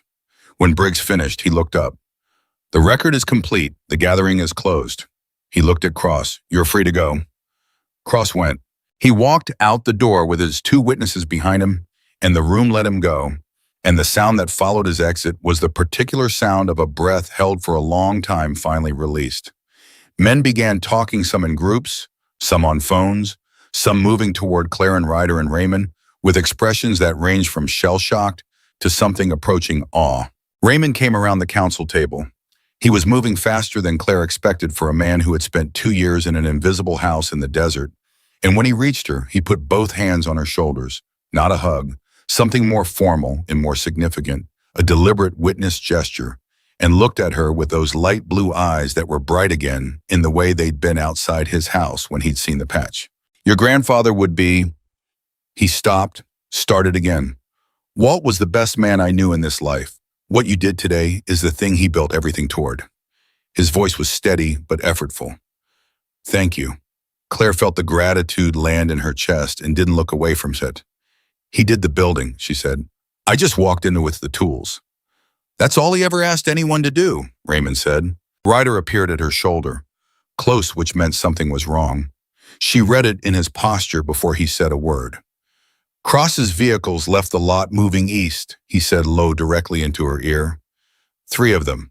Pete says there are 2 more positioned on the access road. She felt her body go alert. He said it wasn't finished. He said it, Ryder agreed. We need Sandra. Sandra was against the far wall where she'd stood for the entirety of the presentation with her arms crossed and her jaw locked in the expression Claire had learned meant her mother was managing something very large internally and choosing action over reaction. She'd made no sound and drawn no attention to herself during the evidence presentation or the vote, which Claire understood took enormous self-control from a woman who was watching her 12-year-old daughter stand in the center of something this large. When Ryder reached her, Sandra was already moving. She looked at Claire, first checking the nurse's automatic rapid assessment. Is she hurt? Is she stable? Is she okay? And then at Ryder. Cross, she said, not a question. Moving, we need to leave through the back and take the route Pete has set. How bad? Ryder considered the question with the honesty he'd maintained from the beginning. Unknown. He won't make a move in the next hour that connects to the gathering. Too visible, too documented, too many witnesses who just saw him lose a legal vote in front of his own members. His problem right now is credibility, not revenge. The revenge comes later when he's had time to restructure. He paused. But later isn't never, and we treat it accordingly starting right now. They moved through the bar toward the back. Several men stepped aside without being asked, not in fear and recognition, the acknowledgement of people who had just watched something significant and were recalibrating their relationship to the person at the center of it. One of them, a man Claire didn't know, large and quiet, with a Pullman chapter patch, fell into step behind them without being invited, and Ryder glanced back once and didn't object. Outside, Pete had the truck at the back exit. They were moving in 90 seconds. Ryder took the first call from his network before they hit the main highway, then a second. He listened more than he spoke, and what he said when he spoke was brief and specific, the shorthand of people who had worked together long enough to drop everything unnecessary. After the third call, he turned to Sandra. Doyle is requesting a meeting, not today, not this week. He wants to sit down with Raymond and Claire in a neutral location within the next 10 days to discuss his role going forward. His role in what? Sandra asked. In the transition. Cross is gone from the presidency, but his infrastructure isn't. The chapters he built, the people he promoted, the financial arrangements he has in place, none of that disappears with a vote. Cleaning it up requires a functioning council, which requires Doyle cooperating, rather than obstructing.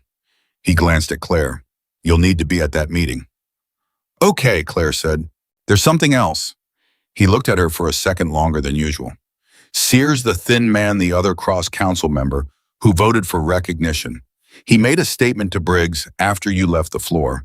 He said he's been keeping records of his own, separate from Walt's evidence. He wants immunity from founding law consequences in exchange for full cooperation with the council review. He has more on Cross, Claire said. He has more on Cross, Ryder confirmed. Things Walt didn't have access to. Recent things. Sandra exhaled through her nose. It's not over. It was never going to be over in a day, Ryder said. What happened today is the opening. The vote, the record, the certification, that's the structure that makes everything else possible. But Cross built 4 years of infrastructure, and he walked out of that room with his phone in his pocket and people in his orbit who haven't made their choices yet. He looked at the road ahead. Today was the beginning of the end of him. It is not the end. Claire was quiet for a mile. Then she said, he looked at me when he said it wasn't finished. He wasn't talking to the room. He was talking to me specifically. Yes, Ryder said. That means he's going to come at me specifically. That means he's going to try to. She nodded. She took that in and held it and didn't let it become fear. Fear would be available later, probably when the adrenaline settled and the full weight of what she'd walked into today had time to find its actual dimensions. Right now, she let it be information. Victor Cross was going to try to come at her specifically. That was a known variable. Known variables could be planned around. Her grandfather had planned around known variables for years, had built a complete index color-coded case against the man who didn't know the case existed, had left it in a storage unit under a different name with a key in a sealed envelope addressed to a 12-year-old. She could plan too. She picked up the binder from the seat beside her and opened it to the section she hadn't fully addressed in the room, not because she'd forgotten it, but because she'd been deliberate about what she showed and in what sequence. The back section of the binder had documents she hadn't presented yet, things Ryder had found in the boxes that went beyond Cross specifically, that touched the broader infrastructure names of people in 3 states who had been placed in positions of authority through the same method that had put Cross in the presidency. She had saved them, not for today, for what came after today. Ryder glanced back and saw what she had open. He said nothing, but she caught something in his expression in the rearview mirror, the ghost of something that was the closest thing to admiration she'd seen from him. He didn't perform admiration. He didn't perform anything. So the ghost of it there and gone in a second meant more than a full display would have. She kept reading. Outside, Nevada gave way to the Arizona state line, and the desert opened up in every direction, immense and honest as it always was, making everything human feel small and provisional. Claire didn't find that frightening. She never had. She was her grandfather's granddaughter. She had his nerve and his patience and his understanding that the important things were rarely urgent, and the urgent things were rarely as important as they seemed. And she had his jacket on her back. That was enough for now. That was more than enough. They were 40 minutes outside Redstone Gap when Ryder's phone rang with a tone that was different from the others. A specific ringtone, short and sharp, that made Pete's foot ease off the accelerator before Ryder even answered it. He picked up, listened for 11 seconds, said, "Where?" Listened again, said, "Don't engage. Hold position." Hung up. Sandra was already turned in her seat. What happened? Cross moved faster than I expected. Ryder's voice was level, but his jaw was tight. 2 vehicles at Claire's house. They're parked on the street, not in the driveway. Not doing anything yet. Watching. He drove 4 hours and sent people to my house within 2 hours of losing a legal vote, Sandra said. He made the calls before he left the Iron Cross. He had this position before the vote was finished. Ryder looked at Claire in the mirror. He knew he was going to lose. He planned for what came after. Claire absorbed that. Cross had sat through the evidence presentation, through Doyle's statement, through the vote, all of it, and the entire time he'd been managing 2 tracks simultaneously, the one in the room and the one outside it. She'd been right about him being more dangerous than anger. Anger was reactive. What Cross had was strategic, and strategy didn't stop because of a vote. He wants to pressure us before we get home, Claire said. If we go back to the house tonight, we're walking into whatever he set up there. Yes, Ryder said. Then we don't go back to the house tonight. Pete was already adjusting the route without being told. He took the next exit, a different one from their usual approach, and the truck moved onto a state highway heading northeast instead of west. "Where are we going?" Sandra asked. "I have a location," Ryder said, 30 minutes out. "Secure unknown to cross, big enough for the three of us and Pete." He paused. "I also have something to tell you, and I've been waiting until after the gathering to say, because it was information that could have changed your choices going in, and I needed your choices to be clean." Sandra went still. Claire felt the change in the truck's atmosphere, the way you feel a barometric drop. "Say it," Sandra said. "Victor Cross has been under investigation by a federal task force for 14 months. Financial crimes, the RICO statute. The recordings Pruitt gave us copies were subpoenaed by that task force 8 weeks ago. Pruitt is a federal informant, has been for 2 years." The silence lasted 4 full seconds. "Pruitt told you this," Sandra said. "Pruitt told Walt. Walt told me when he gave me the storage unit key and asked me to protect Claire." Ryder kept his eyes on the road ahead. The federal case is separate from the founding council case. The FBI doesn't care about founding law, they care about money laundering and RICO.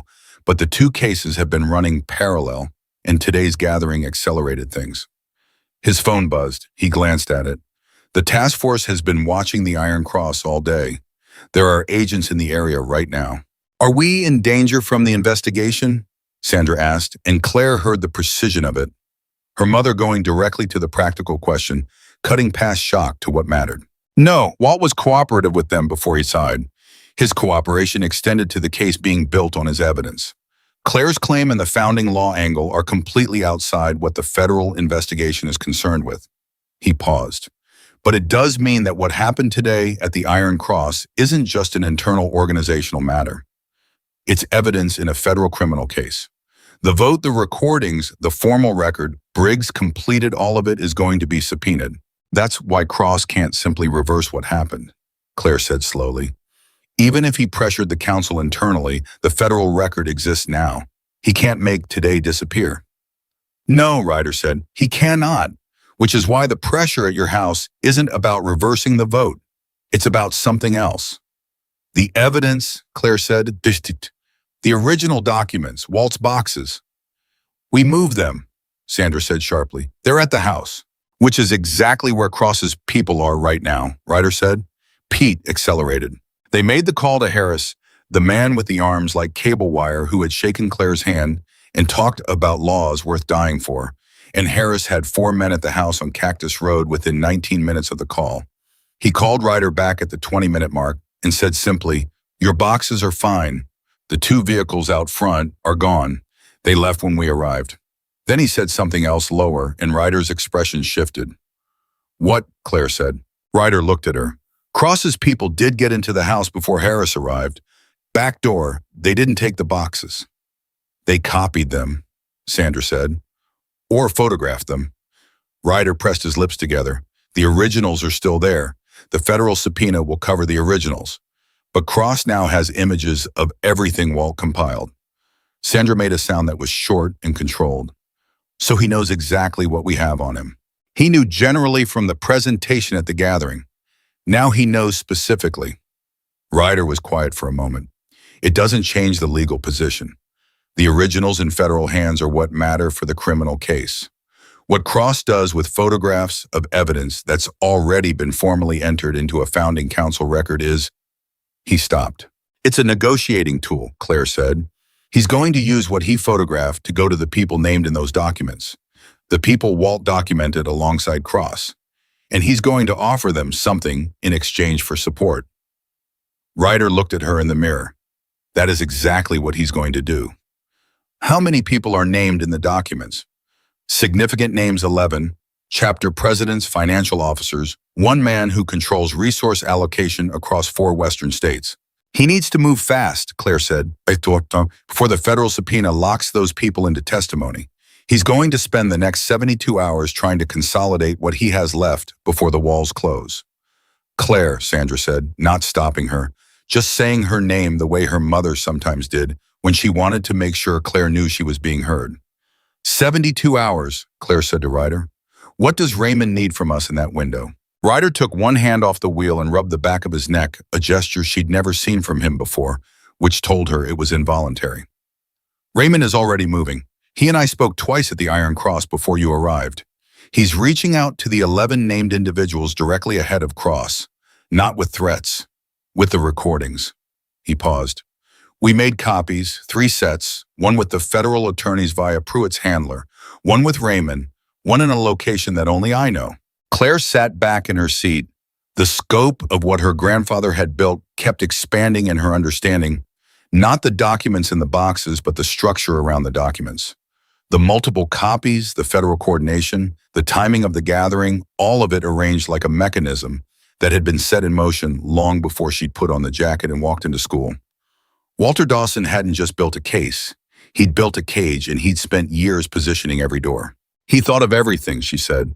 He thought of most things, Ryder said. The one thing he didn't plan for was how fast Cross would move on the house. Walt assumed we'd have 48 hours after the gathering before Cross made an aggressive move. He looked at the road. He underestimated how scared Cross would be.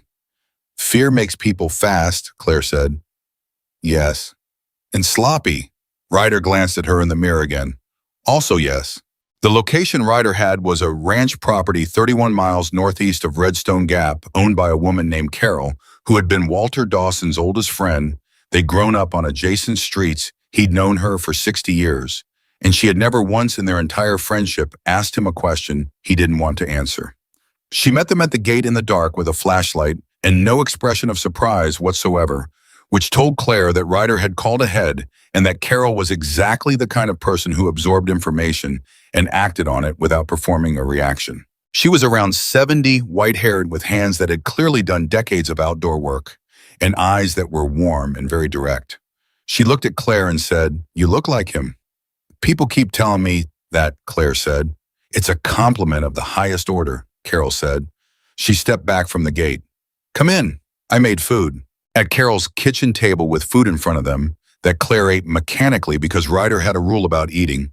When you could, 3 things happened in the space of an hour that changed the shape of the next day. The first was a call from Raymond. His voice was rough with fatigue, but completely steady. He'd reached 4 of the 11 named individuals before Cross could. Of those 4, 3 had agreed to cooperate with the Founding Council review in exchange for transparency about the scope of their involvement. The 4th had hung up. Raymond described that 4th man, a chapter president named Kellner, as Cross's most likely next move, the person Cross would approach first with the photographs. "Kellner has the most to lose and the most to offer," Raymond said. "Cross will be on his phone to Kellner within the hour if he hasn't already." "What does Kellner do?" Claire asked. She'd put the call on speaker. "He controls chapter resources across New Mexico and Colorado. Money, personnel, logistics. If Cross can keep Kellner loyal, he maintains functional infrastructure even without the presidency. He becomes a shadow power." Raymond paused. "Which is why Kellner is the next conversation we need to have. Can we get to Kellner before Cross does? That ship may have sailed, but there's something Cross doesn't know about Kellner." Raymond's voice shifted, careful, specific. "Kellner's son is currently facing a founding law review for conduct unbecoming. The review board convenes in 3 weeks. The board is composed of founding council members." Another pause. "Claire now holds a founding council seat." She understood immediately. "His son's review is influenced by the council's composition." "Yes. If Kellner understands that cooperation with the council review is the thing that protects his son from the harshest possible outcome, and that obstruction achieves the opposite, his calculation changes." "That's not a threat," Claire said carefully. "The review happens regardless. We're just making sure he understands who's at the table." "Precisely," Raymond said. "Walt would phrase it exactly that way." After Raymond hung up, Sandra looked at Claire with an expression that was measuring something Claire couldn't fully read. Not disapproval. Something more complicated, the look of a parent watching a child navigate something too large for childhood and doing it competently, which produced a specific kind of emotion that lived between pride and grief and love, all 3 simultaneously. "You're good at this," Sandra said. And it wasn't entirely a compliment. It was an observation, honest and direct. "Is that okay?" Claire asked. Sandra reached across the table and put her hand over Claire's. "Your grandfather was good at it too," she said. It kept him alive for 70 years, and it made him lonely in ways he never talked about. She squeezed once. I want you to be good at it and also talk to me. That's all. I can do that, Claire said. I know you can. Sandra let go. Now, Kellner, what's the approach? The second thing that happened was a text from Maya. It came in at 10:47 at night, which meant Maya had been awake and waiting. It said, my uncle says 3 of Cross's people came through town today, asking questions at the gas station and the diner. He wanted you to know. Claire showed it to Ryder. He read it twice. Cross is running a parallel operation. The legal loss at the gathering, the federal investigation closing in, he's building a narrative in the communities where his people have roots, trying to establish that today's vote was illegitimate, that Claire was a plant, that the founding law was weaponized by Raymond. He set the phone down. It's a disinformation play. He knows he can't win in court or under founding law. He's trying to win in the court of perception among members who weren't at the gathering. How do we counter it? Sandra asked. The recording, Claire said. Briggs completed the formal record. Every member in that room heard the evidence and the vote. If we get that record distributed, the formal founding council record, Briggs's handwritten document with witness signatures to chapter leadership across every state before Cross's narrative takes hold. Briggs can do that, Ryder said. He was already picking up his phone. Under founding law, the formal record of a gathering can be distributed by the neutral party to all chapter presidents within 48 hours of the gathering. Briggs has never had to do it before because gatherings have never been this contested. He paused with the phone to his ear, then, Briggs, it's Ryder Cole. I need you to distribute the formal record first thing tomorrow morning to every chapter president on the active roster. Yes, tonight if you can. He listened. I know it's late. Walt Dawson's granddaughter is sitting in a kitchen 30 miles from Redstone Gap because Cross sent people to her house tonight, first thing tomorrow. He listened again, shorter this time. Thank you. He hung up. 5 in the morning, Briggs will have the record in every chapter president's inbox by 6. Cross will try to intercept it, Sandra said. He can't. The founding law distribution mechanism is independent of chapter communication systems. It goes through Briggs's own network, which was specifically designed to be outside any single chapter's control. Ryder set his phone on the table. Walt helped design it in 1994. For exactly this kind of situation. Carol refilled coffee cups without being asked, moving around the kitchen with the practiced ease of a woman who had spent 70 years knowing when people needed things without making a production of providing them. The third thing that happened was the call from the federal agent. It came in at 11:15 on a number Claire hadn't seen Ryder use before, a second phone he'd kept in his inside pocket throughout the day. He stepped outside to take it, and when he came back 12 minutes later, Sandra and Claire both looked at him and waited. Victor Cross is being taken into federal custody tonight, he said. The task force moved up their timeline based on today's events. The recordings entered into the founding council record at the gathering were the final piece they needed for the arrest warrant. He sat down. He looked for the first time Claire had seen genuinely tired, not the controlled fatigue of a man managing difficult circumstances, but the bone-deep exhale of someone who has been holding something tense for a very long time and has just been told he can set it down. It's done. Claire looked at him. Tonight. Within the hour, they told me. He's in Nevada still. They picked up his location through the vehicles he sent to your house. Those plates flagged the task force surveillance. He brought it on himself, Sandra said quietly. He did, Ryder said. Sending people to your house tonight was the mistake Walt always said Cross would eventually make. Walt said, and I'm quoting him directly because I wrote it down the day he said it, Victor Cross is brilliant until he's scared. When he's scared, he acts. And acting fast is the one thing the law is faster than. The kitchen went quiet. Carol was at the counter with her back to them, giving them the silence as a gift. Claire put both palms flat on the table. She looked at them, her own hands 12 years old steady. She thought about the jacket hanging on Carol's front door hook where she'd put it when they came in. She thought about the garment bag in the closet and the key in the envelope and the name written in her grandfather's handwriting. Ryder. Trust Ryder. She thought about walking into school on a Monday morning because her hoodie was wet in the dryer, or because some part of her had known it was time. She thought she'd never be fully sure which one was true, and that her grandfather would have found that uncertainty exactly right. He would have said that the best actions were the ones that felt both chosen and inevitable. That was what trust looked like from the inside, not certainty, but the willingness to move without it. "Is it really over?" she asked. Not to anyone specifically. "To the room," Ryder answered. "The federal piece is over tonight. The council piece, the review of the infrastructure Cross built the chapters, he corrupted the people who need to account for their roles. That's work that goes on for months." He looked at her steadily. "Your seat on the founding council means you're part of that work. Raymond will chair the review. Doyle will cooperate. Sears has his immunity arrangement and his records. You have Walt's evidence and Pruitt's recordings." He paused. "You're not done. But the thing that was coming at you, the immediate threat that ends tonight. And Cross are in federal custody tonight. Criminal trial process from there. The task force has 14 months of evidence on top of what we gave them today." He was quiet for a second. "He will not be coming back to any position that threatens you. I am certain of that." She nodded. She let it be real. Outside, she could hear the desert, not wind exactly, more the absence of city noise that the desert filled with its own particular quality of silence.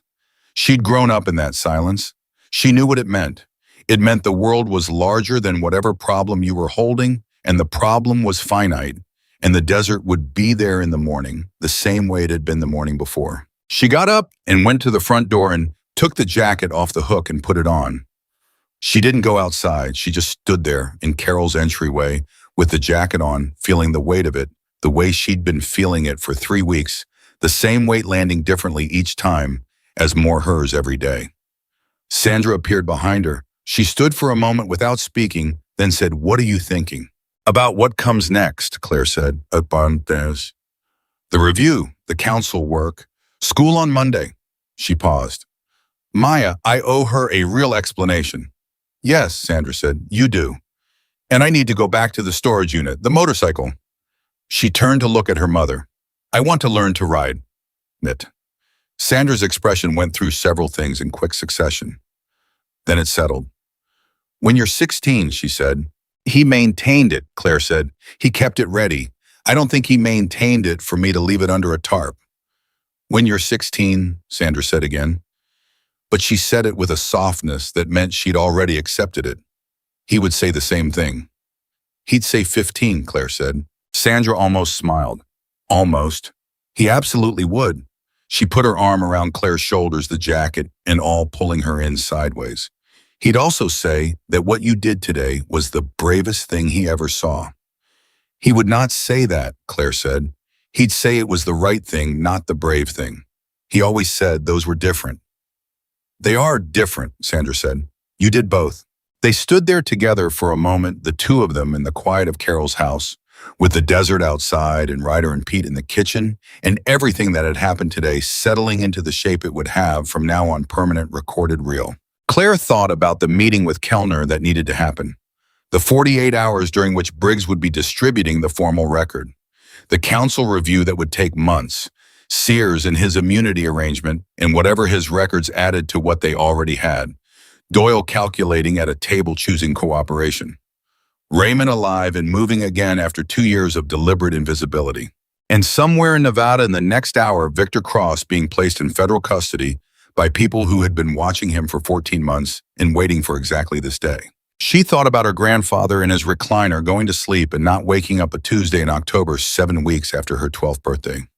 She thought about the garment bag and the padlock and the sealed envelope. She thought about the motorcycle under the tarp, gleaming, maintained by a man who intended it to be ridden again. She understood now what he had been doing in his last years. Not protecting them from his past, not atoning for it, not even managing it. He had been constructing with the patience and precision of a man who measured twice a legacy that was also a weapon, something that could only be triggered by the right person at the right time in the right way. He'd left it to a 12-year-old girl with gray eyes and his nerve, in a Monday morning with a wet hoodie in the dryer. And she had walked out the door. The next morning, Claire was up at 5:30. She sat at Carol's kitchen table alone in the early dark and wrote out everything she needed to do in the next week. Not a list in the production sense, just thoughts organized into sequence, the way her grandfather had organized folders. The way she was beginning to understand was simply how her mind worked when it worked well. The council review structure, the Kellner conversation, and how to approach it without making it feel like leverage, even when that was partly what it was. The conversation with Maya, which she wanted to have in person, the storage unit, the motorcycle under the tarp. Ryder found her there at 6:15 with 2 cups of coffee and sat across from her without asking what she was doing. She slid the paper across to him. He read it, the entire thing slowly top to bottom. Then he set it down and looked at her. The Kellner approach, he said, leading with the council's composition rather than the Sun's review. That's the right entry point. Grandfather's approach, she said, don't lead with the threat, lead with the fact. Let them do the math. Yes, he picked up his coffee, looked out Carol's kitchen window at the early desert light starting to develop on the horizon. You know what Walt said when he first asked me to be part of this, about you? What did he say? He said she's going to be better at this than either of us. He said it the way he said things, not as a hope, as an observation of something he'd already decided was true. Ryder wrapped both hands around his mug. I didn't know what to make of it then. You were 9 years old. He looked at her. I know what to make of it now. Claire held that. Let it be true without becoming something she performed. I need to go back to school on Monday, she said. I need to be a 7th grader who turns in homework and eats lunch with Maya and goes to PE. That part doesn't change. No, Ryder agreed. That part doesn't change. But the council work, we build it around school, he said. Raymond will schedule things on weekends and breaks. Doyle's meetings can happen by video for the preliminary stages. The council review doesn't need you physically present for every session. It needs your vote for the significant decisions. He paused. Walt spent 40 years doing both, being a person in a community and being a council member. He kept them separate because he understood that the person in the community was what kept the council member honest. Is that why he never told us? Claire asked. About any of it. Ryder was quiet for a moment. He told me once that the thing he was most afraid of was his family becoming defined by his history instead of their own. He said the jacket was waiting for the moment when you already fully yourself before any of this touched you. He looked at her. That's why he waited. That's why the letter said what it said. Not here is your inheritance and your burden, but trust the patch, trust Ryder. Know that I never stop protecting you. His voice was very steady. He wasn't handing you a war. He was handing you the tools to end one. There's a difference. At 8 in the morning, Ryder's phone showed a confirmation that had been forwarded from the federal contact. Victor Cross had been taken into federal custody at 11:47 the previous night at a motel in Laughlin, Nevada, on charges that would be formally announced at a press conference scheduled for 10 a.m. The arrest had been clean, no incident. Cross had gone with the agents without resistance, which told Claire when Ryder showed her the message that Cross had known this was coming for a long time and had already done whatever he intended to do to prepare for it. Does he have a plan for inside? She asked. A man like Cross always has a plan, Ryder said. But a plan made from federal custody is a limited plan. He can communicate, he can instruct, he can try to hold his infrastructure together through intermediaries. He cannot move. He cannot threaten physically. He cannot do the things that have kept people loyal through fear rather than conviction. He put the phone down. His infrastructure will fracture, not all at once, over months as the federal case develops and people start calculating their own exposure. But it will fracture. And the people who leave his side, where do they go? Some will cooperate with the federal case. Some will cooperate with the council review. Some will simply go quiet. He looked at her.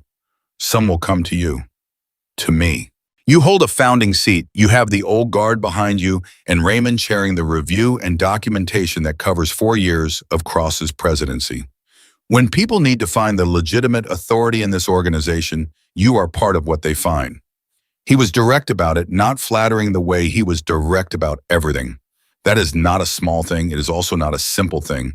And it is going to continue being both of those things for longer than one school year.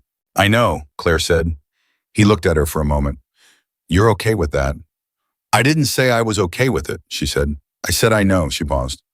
Okay with it feels like the wrong frame. It's mine. You don't have to be okay with things that are yours. You just have to do them well. Ryder Cole, who had driven 400 miles when he heard a 12-year-old had walked into school in a founding emblem patch, who had slept on a couch for 3 weeks, and eaten food he didn't taste and made calls at midnight and watched every mirror on every road, looked at Walter Dawson's granddaughter and said nothing. He didn't need to. His expression said it completely and without any of the words that would have made it smaller. They drove back to Redstone Gap at 9 in the morning. The house on Cactus Road looked exactly the way it always did, porch light, off now, Sandra's car in the driveway, the ordinary face of an ordinary house. Harris had cleared his people out before dawn. The back door showed where Cross's men had forced it, which Sandra looked at for 1 second before going to find her toolkit. Inside, the boxes were against the bedroom wall, exactly where they'd left them, undisturbed, waiting. Claire went to her room and dropped her backpack and sat on her bed and picked up her phone and called Maya. Maya answered on the first ring. "Can you come over?" Claire asked. "I'm already on my bike," Maya said. She had been. She was at the front door 7 minutes later, and Claire let her in, and they sat in the kitchen. And Claire told her everything. Not a summary, not a careful edited version, but everything from the garment bag to the school hallway to Raymond Cade's wet eyes when he saw the patch to the iron crossbar and the vote, and Victor Cross being placed in federal custody at 11:47 the previous night. Maya listened without interrupting once, which was one of the things about Maya that Claire valued most. She could hold a large amount of information in silence and let it arrive in the right order. When Claire finished, Maya was quiet for a moment. Then she said, "Your grandfather planned all of this." "Yes. And he built it around you specifically, not your mom, not anyone else." "Yes." Maya looked at her steadily with the dark eyes that had always seen Claire more clearly than most people managed. "That must feel like the biggest thing anyone has ever given you," she said, "and also like a lot." "Both of those at the same time," Claire said, "constantly." "Okay," Maya said, "then I'm going to be here for both of those. Whatever you need." She paused. "Also, my uncle wants to know if he can shake Ryder Cole's hand." Claire laughed, a real one, sudden and full, the first one in days that didn't have anything careful in it. "I'll ask him." Ryder left that afternoon, not gone. He was clear about that, specific. There were locations he needed to get to, contacts. He needed to brief in person pieces of the council review framework that needed to be established before the formal sessions began. He would be back in 2 weeks. Raymond would be reachable by phone every day. Pete was staying in Redstone Gap until Ryder returned, which Sandra received with mixed feelings and no objection. At the front door, Ryder stopped. He looked at the jacket on Claire's shoulders, the same look he'd given it 100 times, but different now, she thought. The weight in it had changed, not lighter, more settled. The look of a man who has carried something a long time and has finally placed it in the right hands and knows without question that those are the right hands. "Anything you need," he said, "anytime."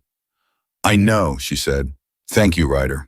He nodded once, got in his truck, drove. Claire stood on the porch and watched until the truck was out of sight. The desert was bright and dry and enormous all the way to the horizon in every direction, and somewhere in it was a storage unit with a motorcycle under a tarp that her grandfather had maintained for years, waiting for the right rider. Somewhere in Nevada, a man named Victor Cross was calculating his next move from a position that no longer had the reach he'd spent 4 years building. Somewhere, a founding council review was being structured around evidence that Walter Dawson had organized into color-coded folders with the patience of a man who understood that the important things were worth taking the time to do completely. And here on a porch in Redstone Gap, Arizona, was a 12-year-old girl in an old leather jacket who had walked into a school on a Monday morning and walked into a gathering on a Tuesday afternoon and walked out of it a founding council member with federal protection and the old guard at her back and her grandfather's nerve running in exactly the right direction. She would go back to school on Monday. She would turn in her homework and eat lunch with Maya and go to PE and be a 7th grader in all the ways that mattered, because her grandfather had understood that the person in the community was what kept the council member honest, and she intended to be both fully without letting either one hollow out the other. She would do the council work with the same patience he'd taught her. She would fight for the founding laws with the same completeness he'd applied to everything worth doing. She would carry the seat that had been waiting for her blood and her willingness and her specific kind of nerve, and she would carry it without ever letting it become the only thing she was. She looked down at the jacket, ran her thumb along the edge of the patch. The raised thread, the worn stitching, the founding emblem that had frozen teachers and whispered through hallways and traveled 3 states in a garment bag before ending up exactly where it was always intended to go. It was never just an old jacket. It was her grandfather's trust made tangible, his life's work handed forward, his belief in her sewn in white thread on a white background with red letters worn into the leather by decades of use and waiting. It was a declaration not of war, but of something older and more durable than war. It was a declaration of what a person could be when someone who loved them believed in who they were going to become before they got there. Claire Dawson pulled the jacket straight on her shoulders, turned from the porch, and walked back inside to begin what came next.